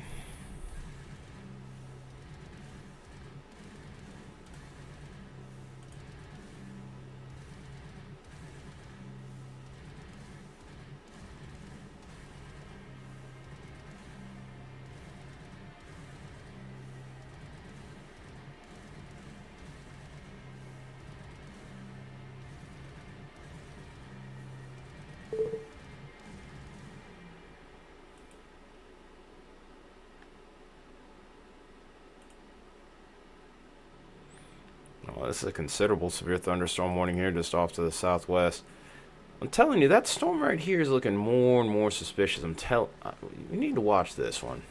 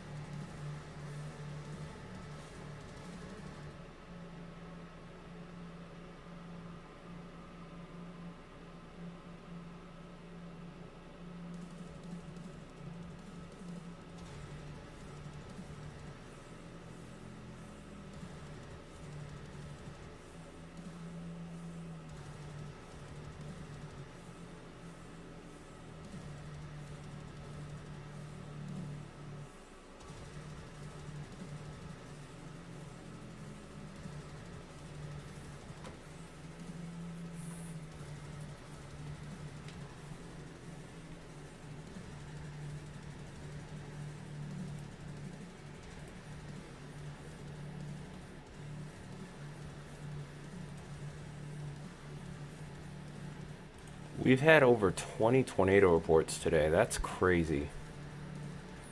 For a mesoscale day, that's really impressive.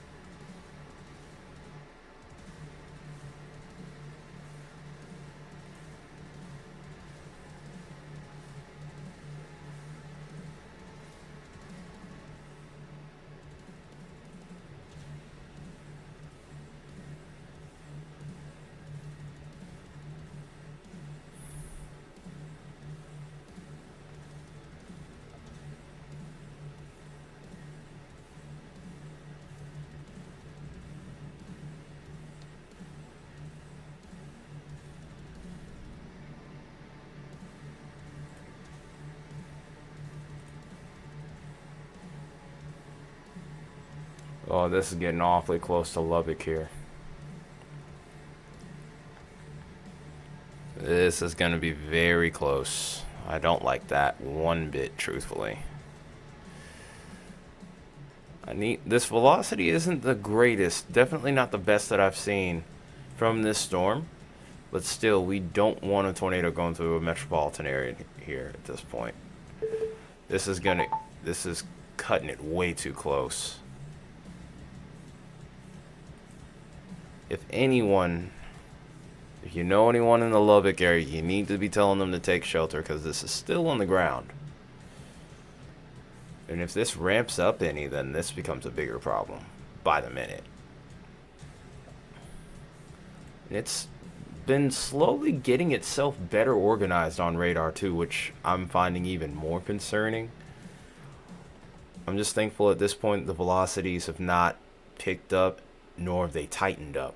So hopefully this lifts, or or in the worst case scenario remains a weak tornado. We do not want this to strengthen. And that would be a very dangerous situation.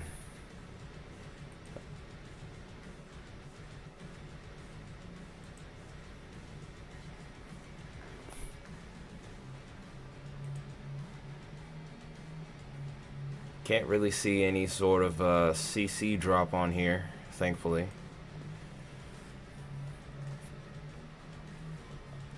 Still, I can clearly see a hook on here and a corresponding velocity signature to go with it. We need this to stay weak and, if anything, kind of fall apart. This will become a problem for Lubbock here in just a little bit if this continues. And it's going to come very close to the heart of town.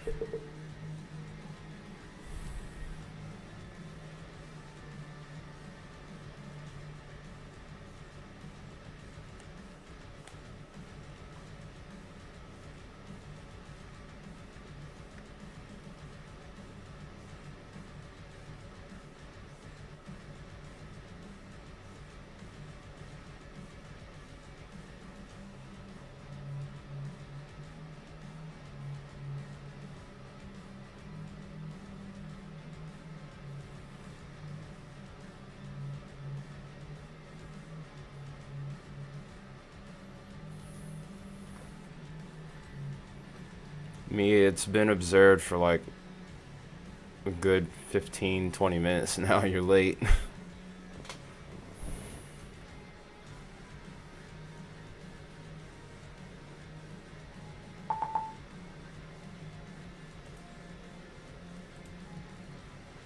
This is still PDS. This is not a PDS, thankfully.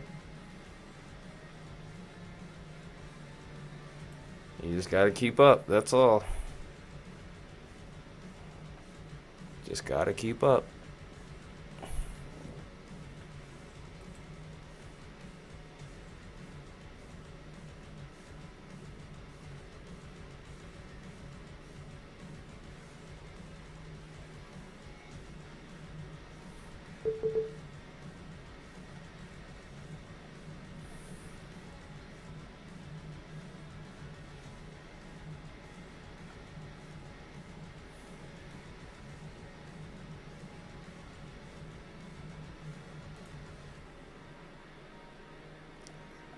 Uh-oh, that's not good at all. Come on, fall apart. We don't need this. We do not want this. This looks like it's going to be going towards the north side of town. Okay, they haven't upgraded that to PDS. We also have a new tornado warning in Colorado, by the way. It's the first one that we've seen over there in a while. It's a weak signature right here, but this is for the counties of Kit Carson here. This is 12 miles south of Vona. This is radar indicated with the potential for also up to 2-inch in diameter hail. This is going to mainly stay in rural areas in Kit Carson, and also it's going to be moving to the southeast at 10 miles an hour. This will be in effect until 45 past the hour here, so another 20 minutes. Do we have twins? I wouldn't say that we have twins. I mean, that other storm does look like it shows some promise, but it's not nearly organized enough. It could be twins from just that one cell, but not the one behind it. Let me go and switch back here. Yeah, I think it's possible. We could have one here and then maybe one here.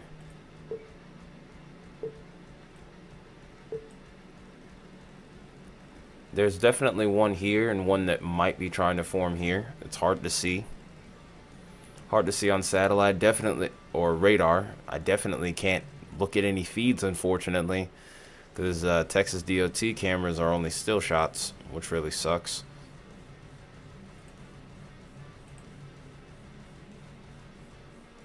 And even on Vince's feed, like, it's kind of hard to see anything. Everything's really dusty right now, too.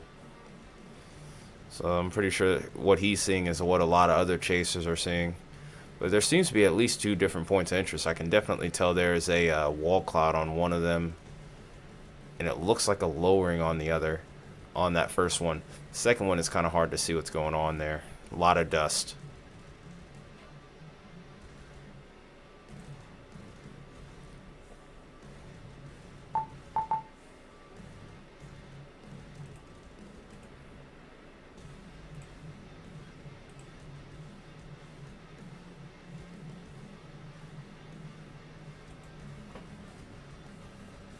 Yeah, I haven't heard anything about twins in Lubbock, though.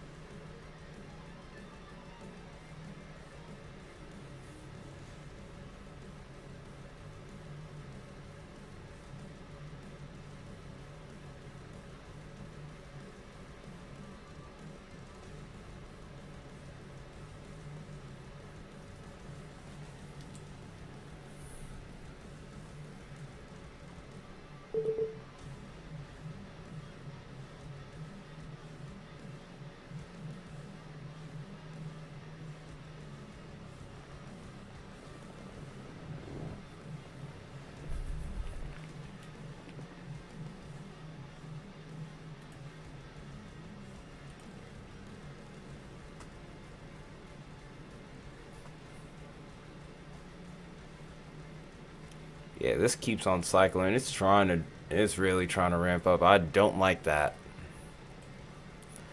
This is not good. We need this to weaken. I don't like the fact that it's trying to strengthen as it's getting closer to town. Because this literally might pass just to the north of the heart of the town. And like I said, Texas Tech University is right over here. So after this passes Reese Airport here, we have Shadow Hills and then North by Northwest, which would likely be impacted first here. If it uptrends any further, it's probably going to get a PDS. I would be very shocked if it didn't.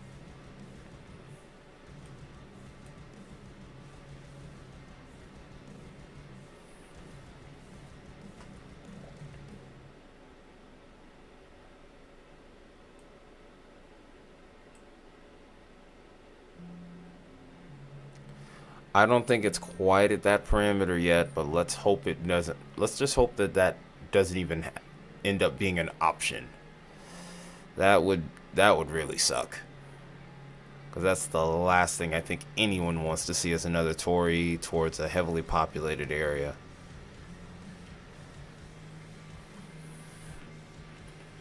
It's a very messy storm on radar, so I don't know if they're going to go that route, but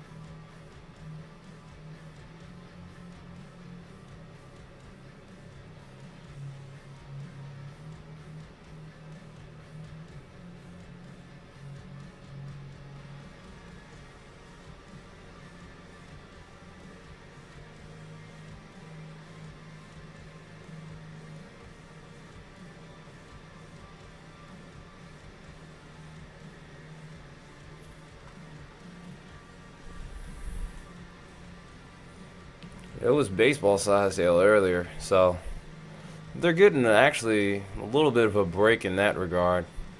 When it was at its peak, it was about 3 inch hail, so that would have been like Granny Smith apples, essentially, or large apple sized hail.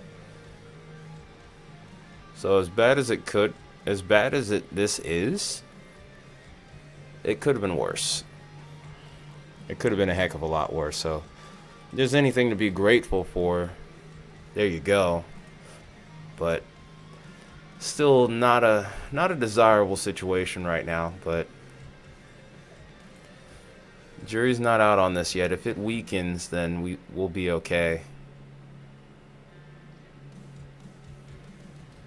All we can do is just hope that that ends up occurring here. It's still not the most incredible structure that or the most incredible velocity signature I've seen, so there's always that chance that it could come apart. If that really gets itself organized, we have a huge problem, but right now, I don't think we'll see a Tory at this moment in time. A PDS, I would say that that's fair.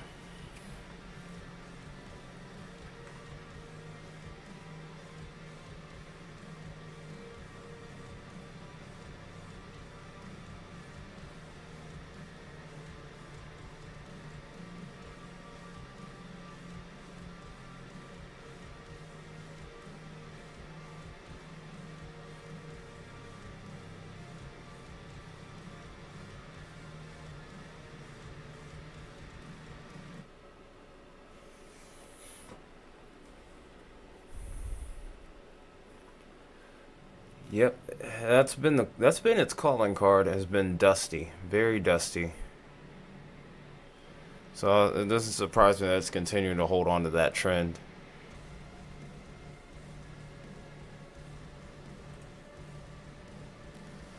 Has incredible structure with it as well.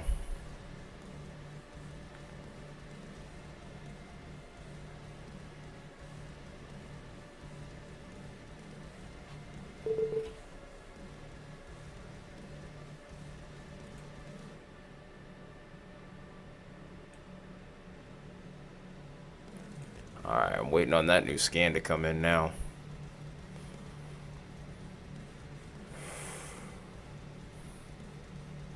Kind of nervous to see what happens with this. I'm really hoping that we don't end up seeing a direct impact. Can't be ruled out.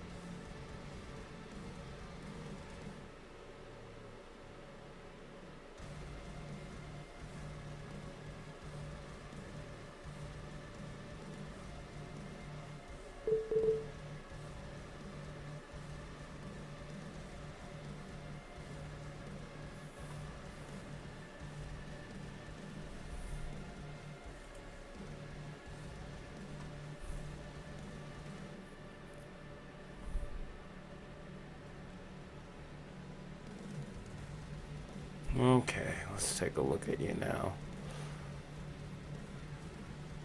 That darker, or that blue coloring right here isn't quite touching the red, so I'm not quite as worried. I'm trying not to be worried about it, but this may hit Texas Tech directly here if it continues on its track. Definitely don't like that it's sticking to the north side of town here.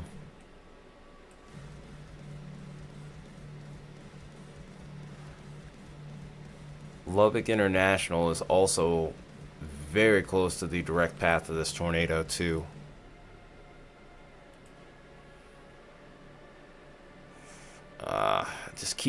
It just keeps on wanting to strengthen. That's what I really don't like.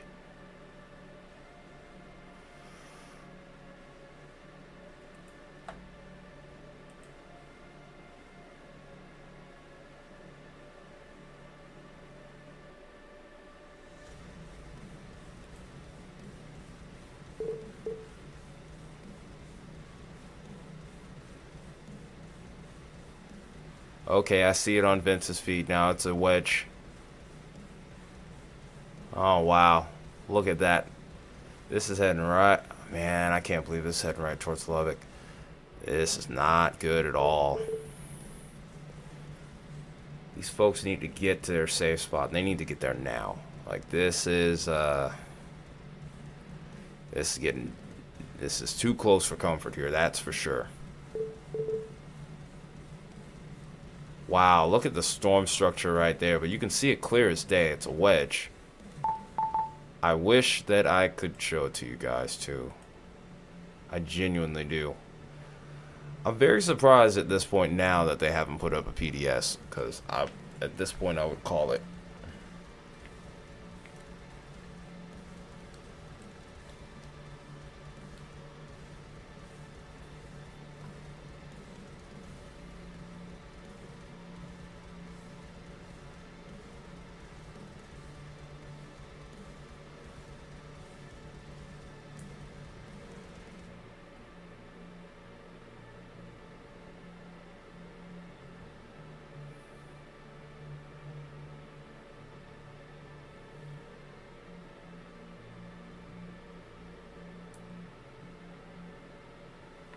Send that. I need to put this back on the charger before I lose all charge.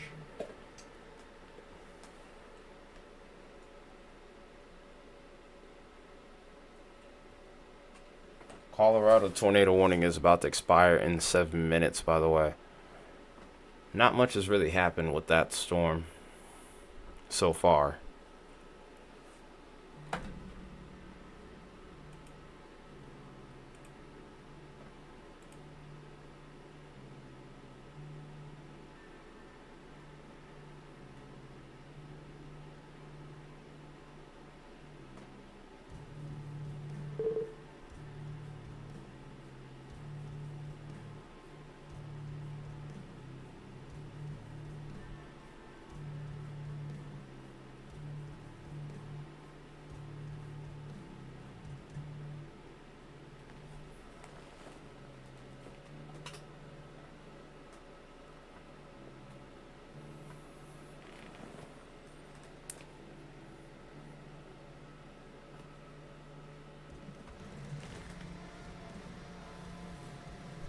Oh, dropped my hat.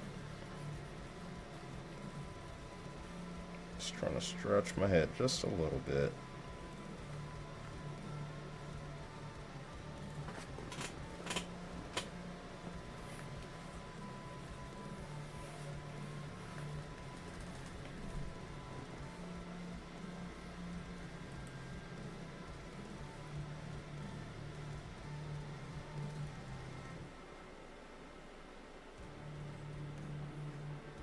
Hearing about a lot of traffic being in the path of this storm too. This is, jeez.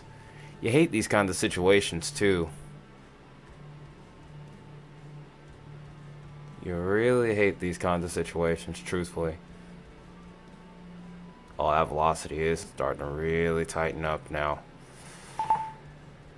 This is getting dangerous here, folks. They just issued the PDS. So this is for the Lubbock area right here. Large and extremely dangerous tornado reported over the Reese Center. It's moving southeast. Oh, wow. 10 miles an hour. So this is a very slow mover as well. Should give you time to get out of the way, but you need to make sure that you are out of the way if you're going to move. Otherwise, you need to be in your safe spot. This is for western Lubbock and east central Hockley counties. It's going to be in Lubbock within the next 4 minutes. And then Woolforth by 55 and then Lubbock South Plains Mall by 8:15. Smyrna, New Deal, and Lubbock Science Spectrum are also in the path of this storm here. This PDS warning is in effect until 8:45 Central Time. Oh man. Rubber's hitting the road now. Something told me that it was going to do it right over this area, and I was really hoping that it was. I was really hoping I was going to be wrong.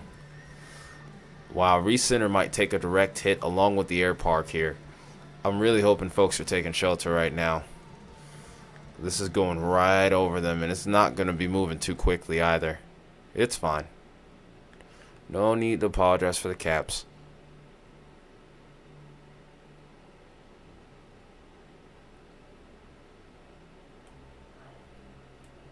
Yeah, we were hoping that this is what I was hoping wouldn't happen. And unfortunately, it happened.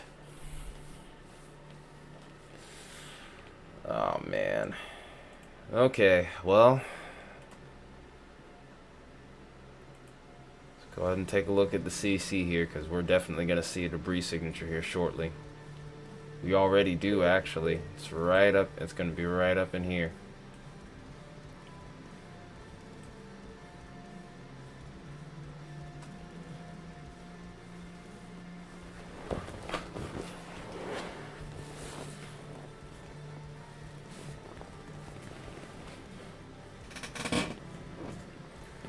And what's as menacing as this is, the craziest thing is the velocity still isn't as tight as it could be.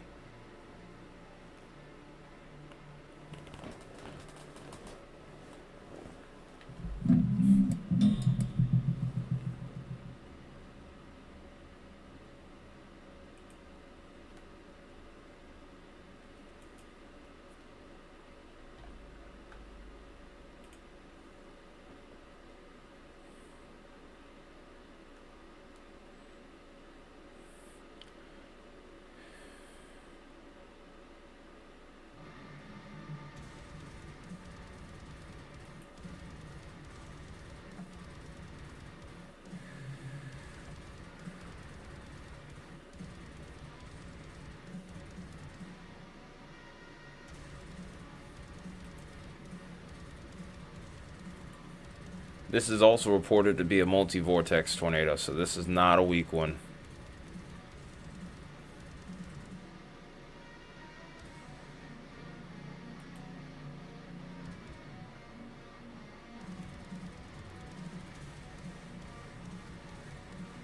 Mia, the person that you were talking about that had the twins on the ground, it was Freddie McKinney. It actually was potentially up to maybe 3, possibly.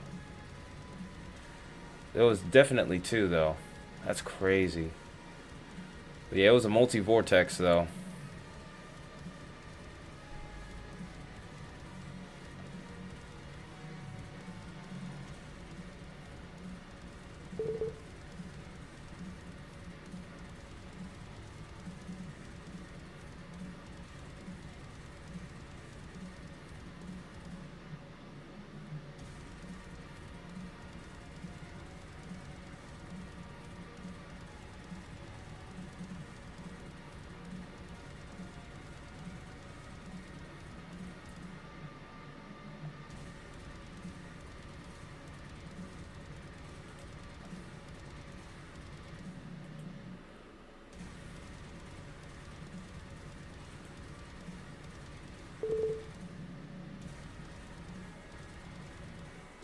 Wow.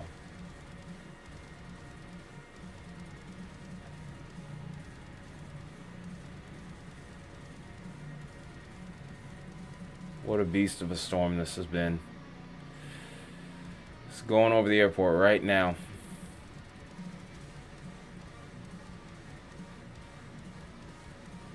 All I can do is hope. All we can do at this point, folks, is just hope that the damage remains on the minimal side of things. But,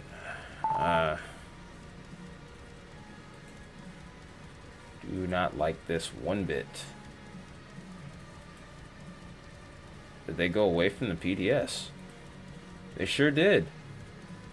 Wow.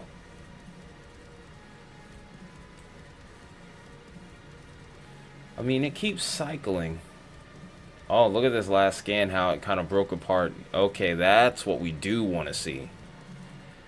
That's good. That's really good, actually. That's what we want.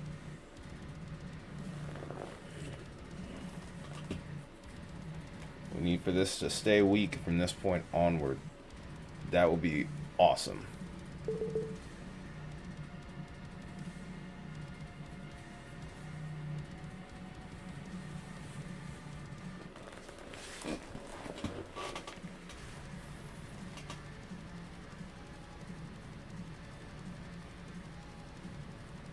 Ah, crap. And just when I said it looks better, now it's starting to look bad again. Might be doing the twins thing again. This storm has been insane. Like, truly. I don't understand how this thing has been so erratic in these last few, really this last hour, I would say. I would really prefer for this thing to kind of come apart here.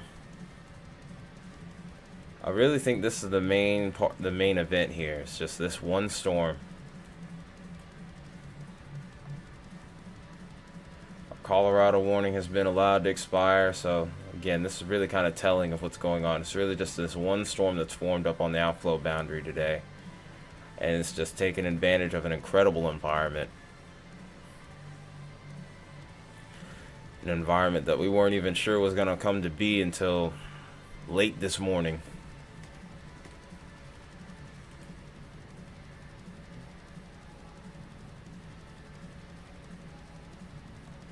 Man, that's wild, though.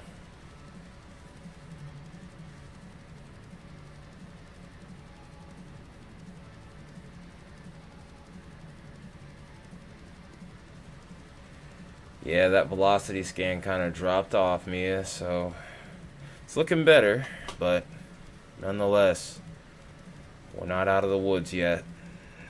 We're not out of the woods at all. But yeah, this was a multi-vortex tornado at one point as well.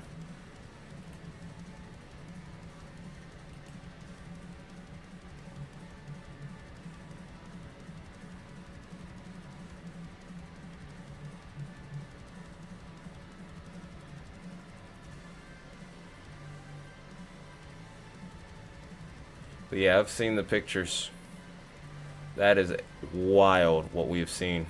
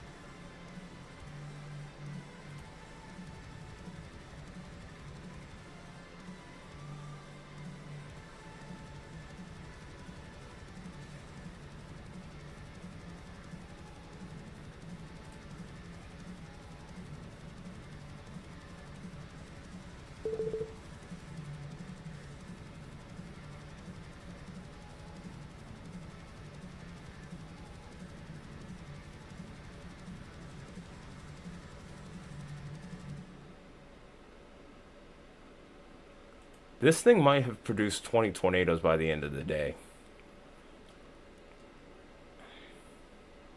What a storm.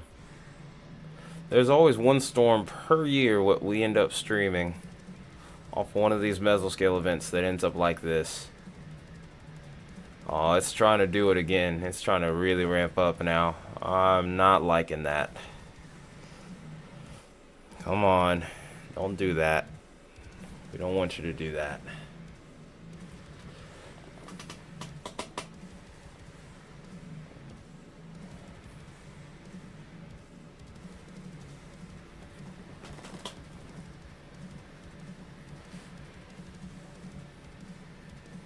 Ooh, excuse me.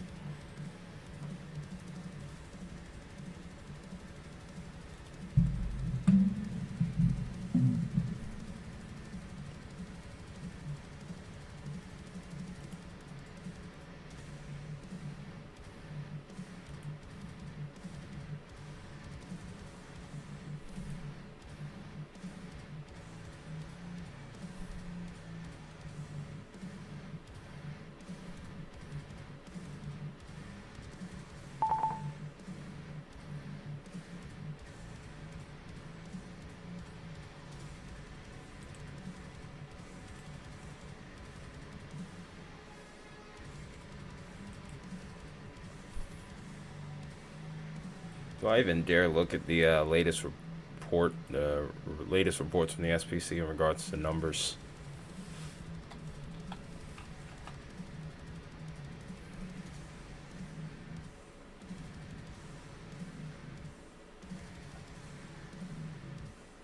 "24 tornado reports tonight."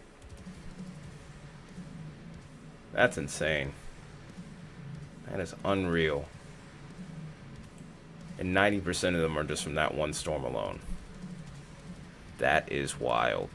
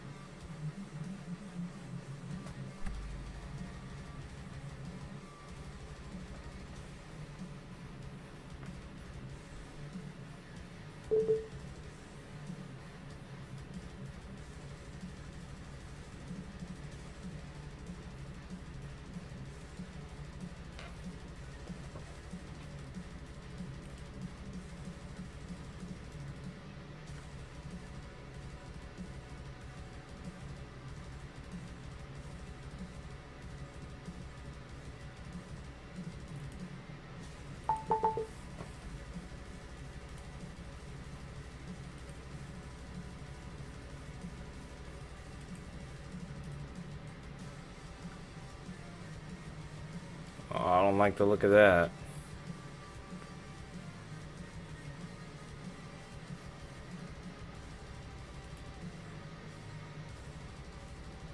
I haven't seen a really robust debris signature, which is good news.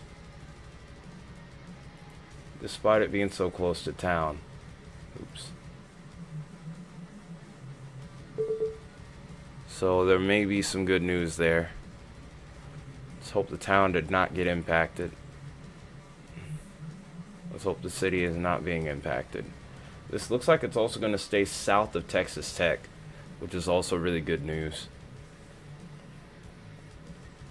Still, it's a dense population center. This is a dense area of population over here too as well. This is going to pass pretty close to Lubbock Christian University as well as Elm Park here. In this 6282 junction right here.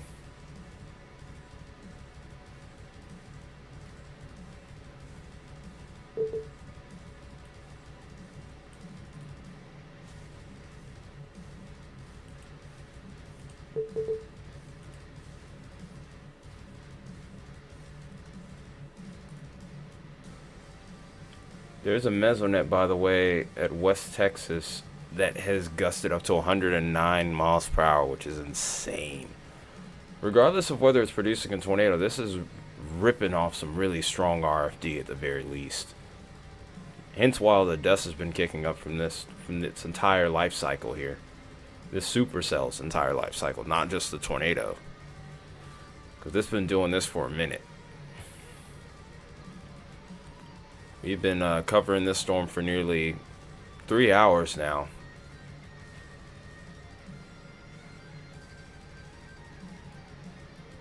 This might be a supercell of the year. I don't even think it's close, me personally. And the icing on the cake would be as if this didn't hit town, didn't hit the city.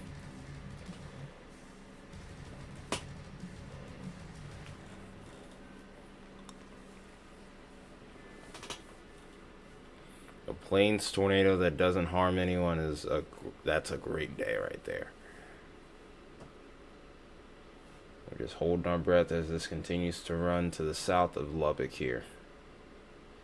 But the good news is it doesn't look like it's going through the heart of town. It seems like it's still trying to drop off to the southeast here.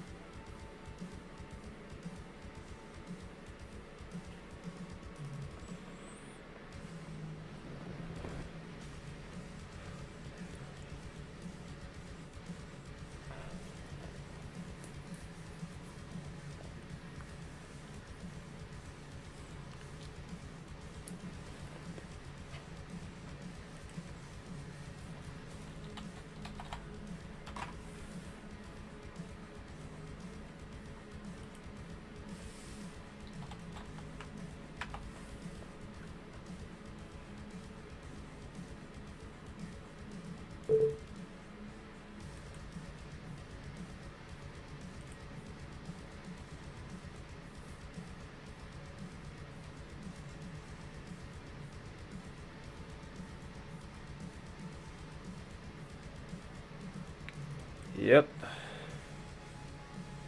It's not uncommon for this area. Velocity's starting to simmer down a bit again, which is fine by me.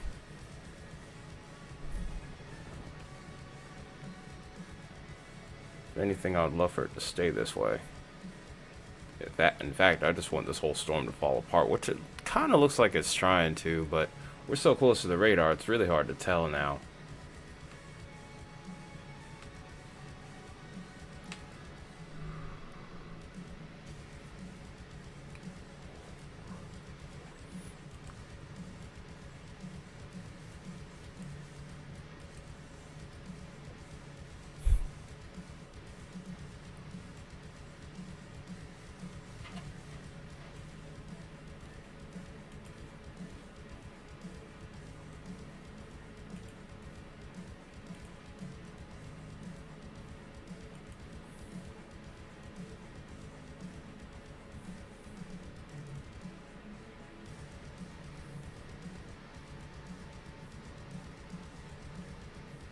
We've had over 100 severe reports today as a result of everything coming together here. 25 tornado reports, 49 wind reports, and 40 hail reports. So that puts us at 104. No, actually, maybe 114. Yep, 114 actually.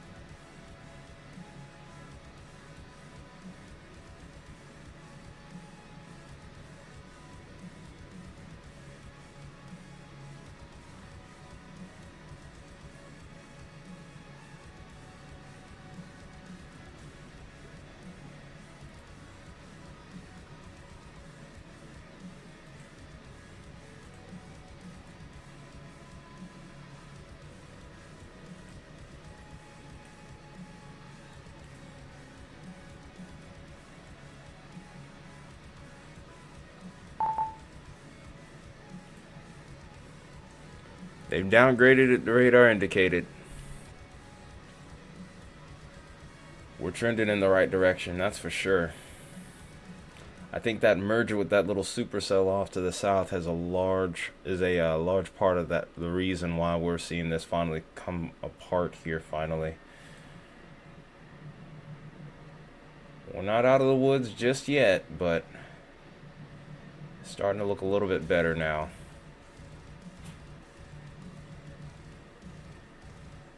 This environment, even though we still have the hatched risk right here, is going to start to drop off the further to the east we go. Losing that daytime heating, getting more of that rain-cooled air in, and that outflow boundary starting to lose some of its zeal here.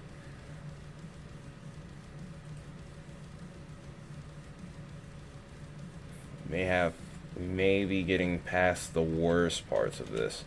Now, keep in mind, there still is plenty of instability over towards this area. And that's going to last for a little while here.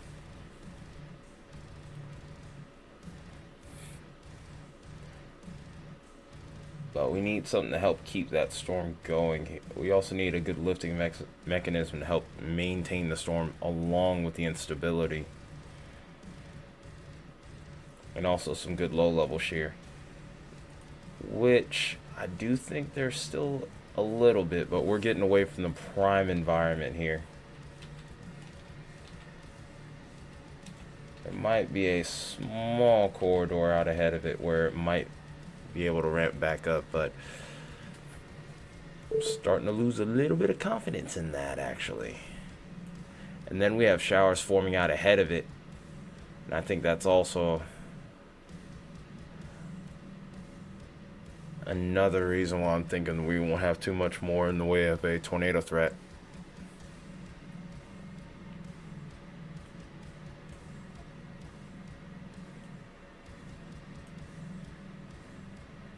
So just for a little longer, I probably will be ending the stream in the next hour anyway, because I got to get ready for work tomorrow. Maybe sooner, depending on how things go. But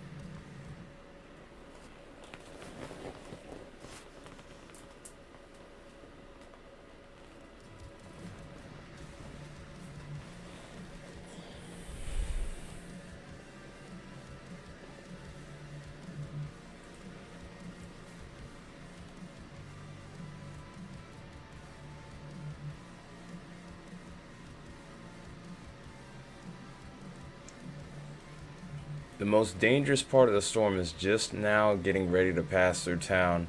There is a slight little uptrend in rotation right here.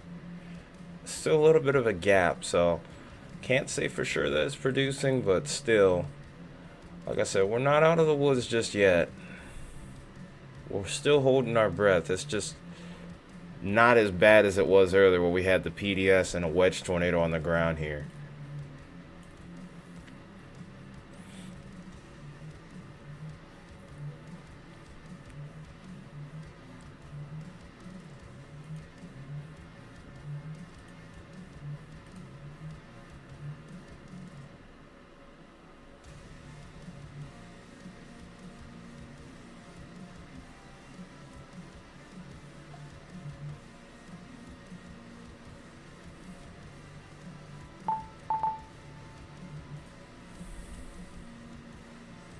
The hail size is starting to go up again, which is a little bit alarming. But I also see that hail on the south side of the storm, interestingly enough. So this storm could be trying to do another meso replacement cycle. That if it does so, it will be well south of town, maybe.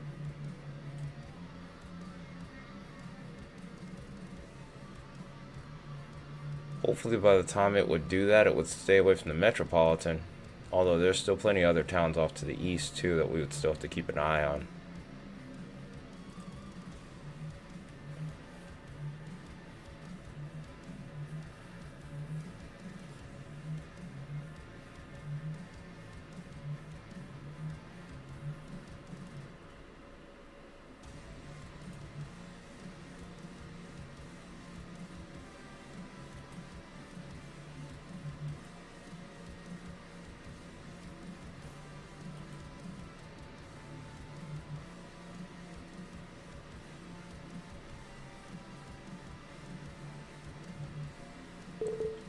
Since things have calmed down for a moment, I guess I can go to the bathroom finally.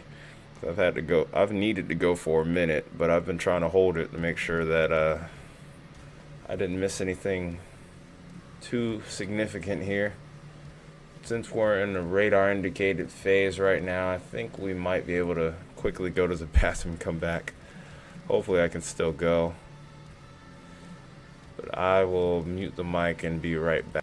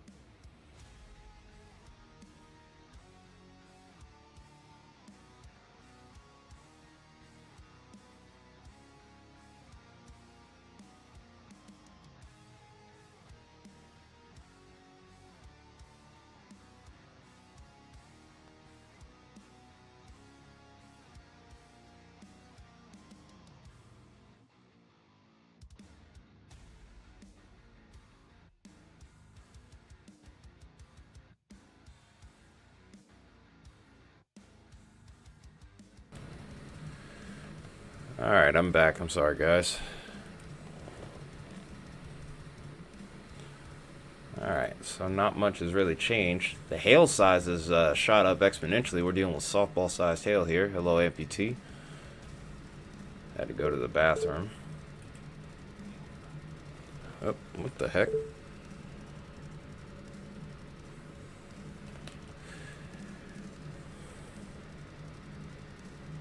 But yeah, we're just hoping at this point now that this doesn't drop another tornado, and then we're good for at least the rest of tonight.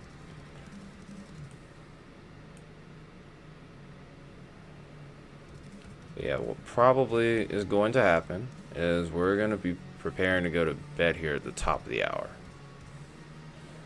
So, just bear with me for a little longer, if anything. These storms are starting to drop off in intensity bit by bit here. West Kansas still might have some action left over, but I think the tornado threat's about to drop off exponentially, especially once we start to go past Lubbock here. These storms that are forming out ahead of it are going to cause a lot of rain-cooled air, and it's already kind of undercutting the storm, truthfully. In fact, the velocity signatures are becoming almost non-existent now, so we might end this a little earlier so we can go to bed and prepare for tomorrow. I'll try to see if I can sneak in an early morning video and then have it upload for you guys later in the day. 'Cause it could be a busy few days ahead on the channel here.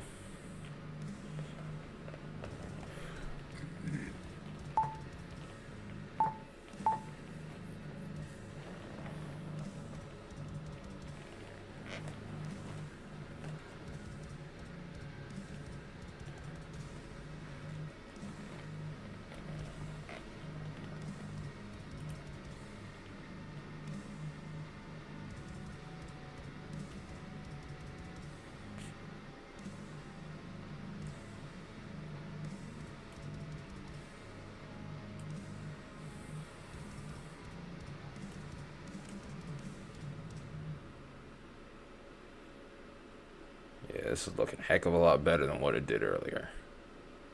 I'm feeling a lot better about that one. Yeah, because that was getting a little bit... That was getting a little sketchy there. And that's putting it lightly.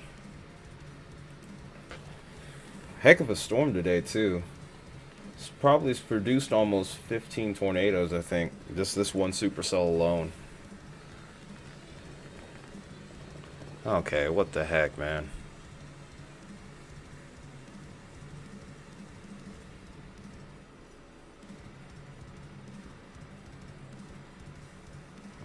It's like, I don't understand why folks are playing stuff outside my door like it's funny. But, eh.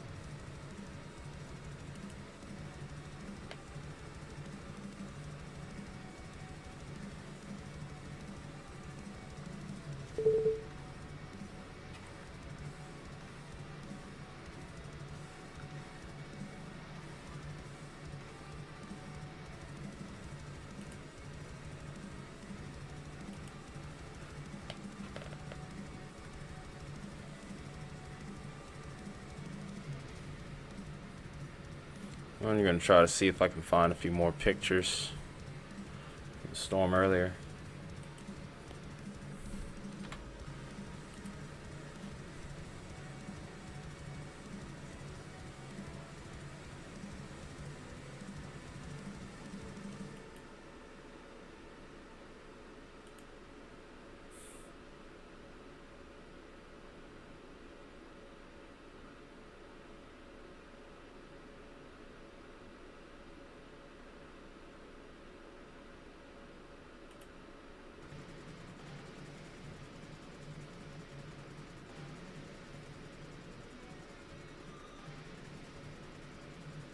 Damage has been confirmed, by the way, outside of Lubbock, by the way, unfortunately.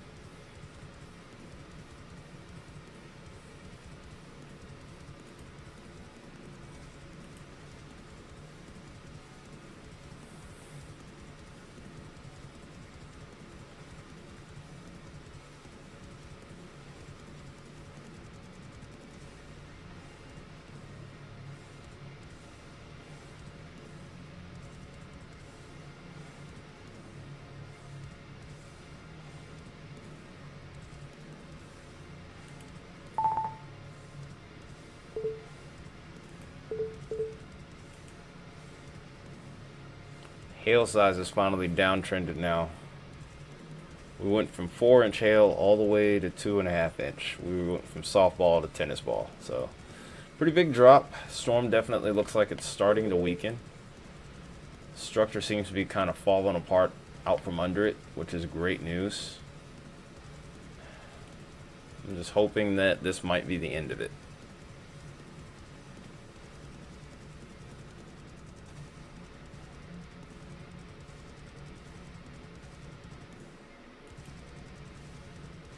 What a night it's been. That's all I can say.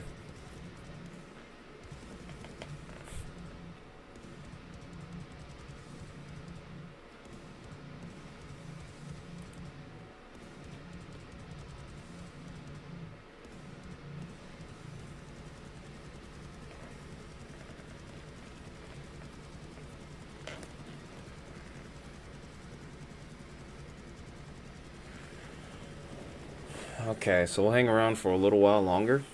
Of course, as I mentioned before, I'm trying to wait and see what the HRRR has to offer as well in regards to tomorrow's severe weather potential. I would expect a big day, but as I've said before, mesoscale systems like what we've been having in recent time, you're really not gonna know until like the day of. So it gets a little sketchy. As of right now, though, wouldn't be too concerned. Main threat would be hail tomorrow.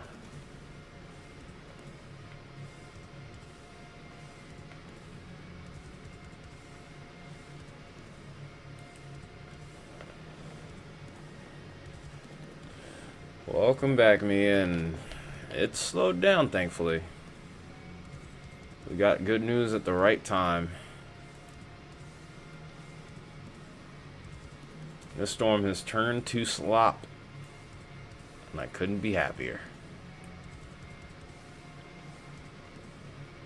There has unfortunately been some damage reported inside of Lubbock, but I don't think it's too bad. And that's all we could ever hope for.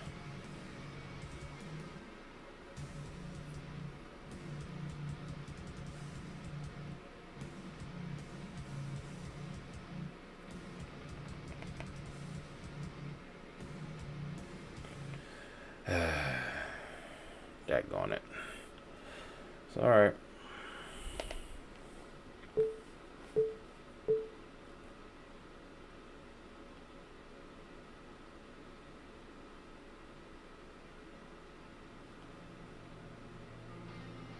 Yeah, this is getting sketchy. This is getting real sketchy.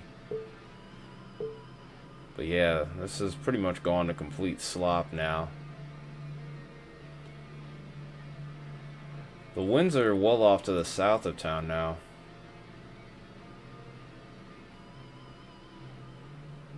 It's actually the strongest winds have exited city limits. The hail threat is diminishing by the minute. So I think we're going to be alright. And I think this is the last bit of game in town, so to speak. One can only hope that it stays that way. Because a little earlier, this had up to softball-sized hail. But now we're quickly dropping. We went from 4-inch to 1.5. No reason to yet. I still got another 30 minutes. At least. And then on top of that, I might take a quick peek at tomorrow's risk.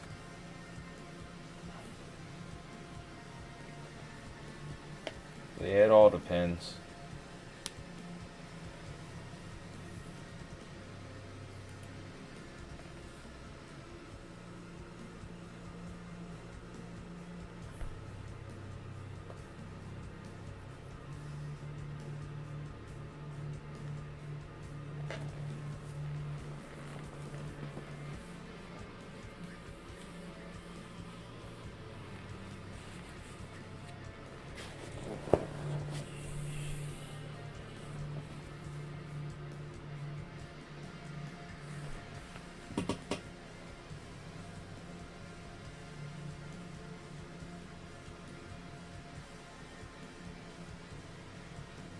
I already saw it.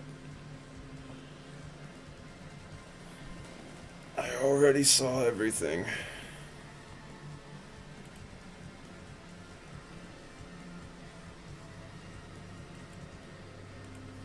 Yeah, I still have Discord open. But yeah, I've seen all these pictures I've seen on Twitter anyway. Yeah, there was a point where we saw the twins. The twins were coming from Freddie McKinney's feed. And then also there was a point where this thing kind of phased into a multi-vortex as well. So I mean, it got pretty wild out there. Just thankfully this avoided Lubbock, and also that the worst when it was at its strongest, it stayed in rural areas in general. So ultimately, not too bad right now. We'll see what the damage is. Hopefully it's minor and no one was hurt.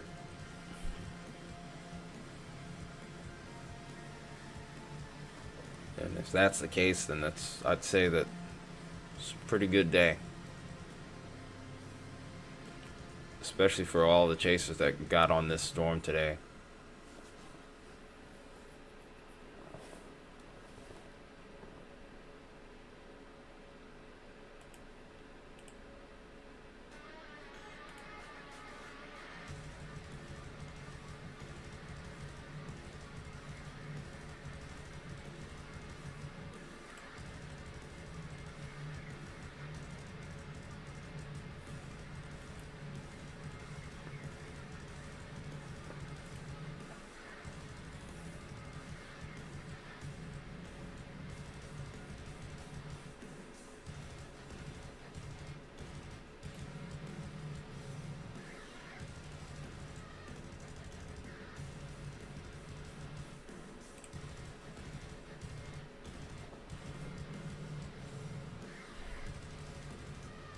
Alright, have a good night. I might actually go in about 10 minutes. I don't know.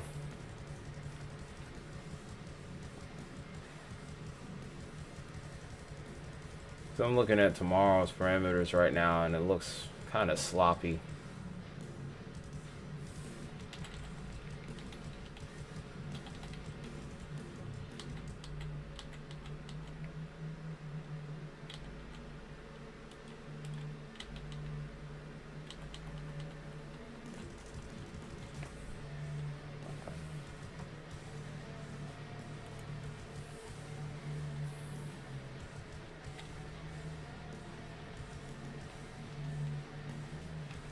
Well, there's always that little mystery.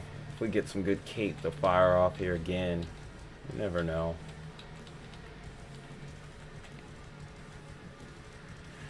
You know what? I'm gonna go over it now.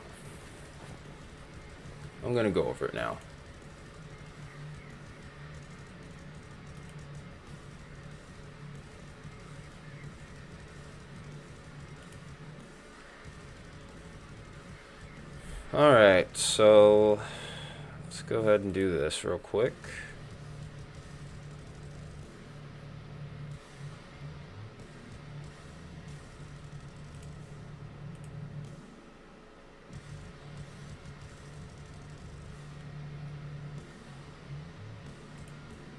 Let's go back to split screen.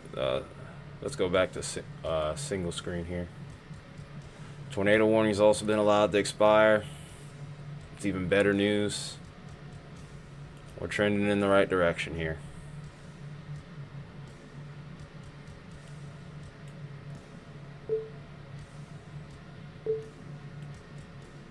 Okay.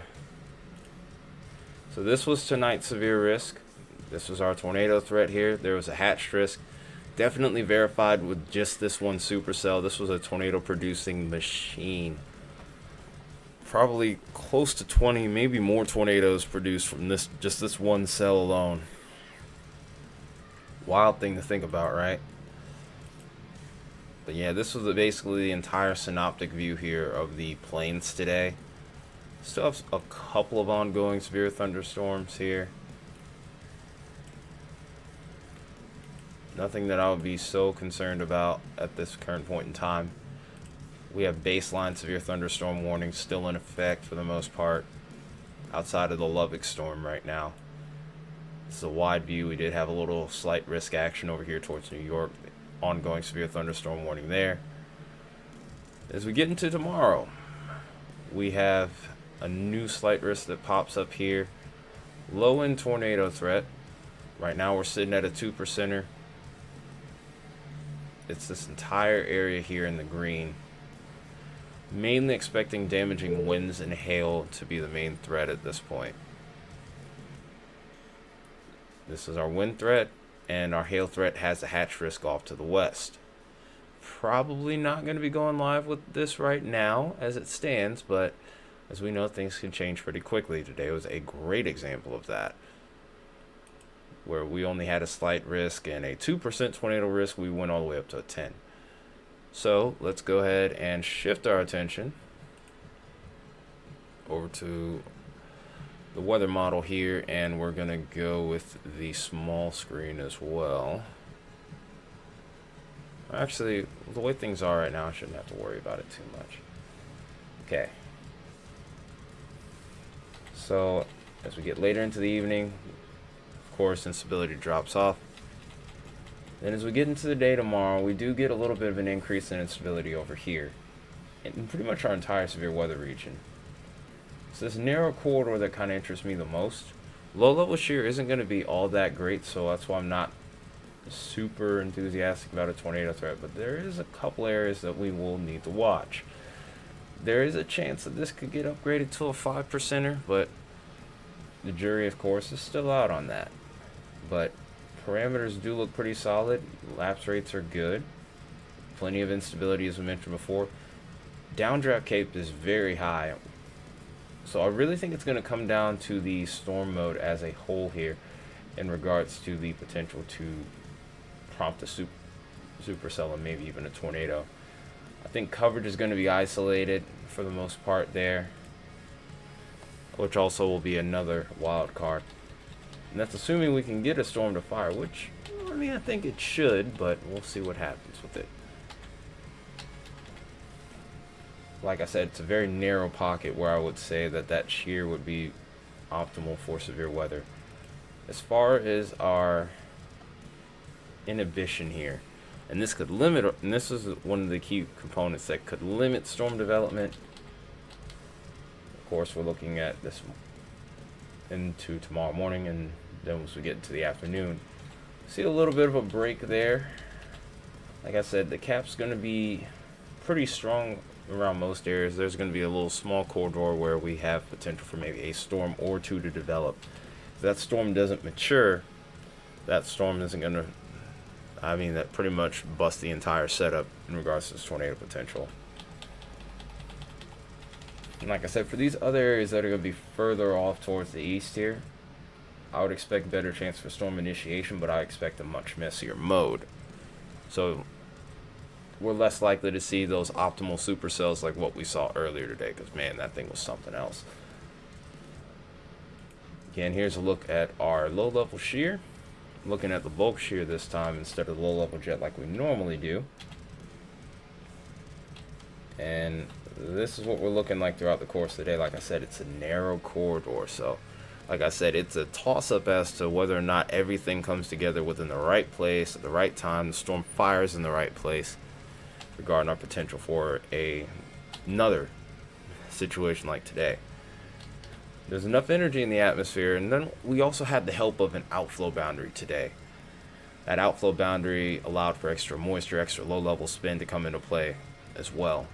Don't seem to have that same kind of adept environment tomorrow, but like I said, it wasn't really picked up until earlier this morning on satellite from the storms. But like I said, it's a wild card situation. This is the time of year when we have those kinds of things happen. I wouldn't say out of nowhere, because they do happen. There are reasons as to why it happens, but it kind of comes up last minute, I'll say that much. So let's look at reflectivity here.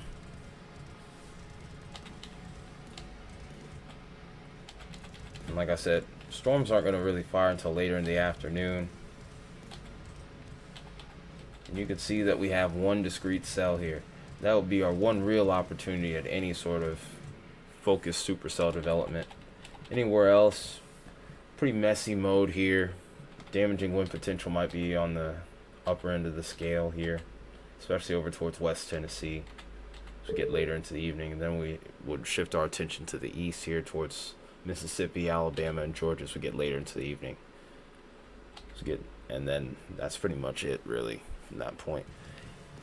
Driving force behind this is really going to be more so instability, less in the way of shear, and kind of a mesoscale type of setup here. No large wholesale setup where we have a huge trough, huge negatively tilted trough, which is going to fuel numerous supercells. At most, you might get one or two tomorrow. So that's pretty much the deal that we have in regards to our severe weather threat then. We also have slight risks that extend all the way into Sunday, so expecting things to remain pretty busy on this end. Coverage may be a little bit sketchy here and there, but we'll see what happens with that. But appreciate all of you that have tuned in today. Even though there weren't many of you, I appreciate you nonetheless. I think this will be it for the stream here on our end. I'm going to get ready to go to bed and then back to work tomorrow. We'll have a video up tomorrow for sure, unless we go live. Outside of that, everyone take care. Have a wonderful rest of your Thursday. Good night.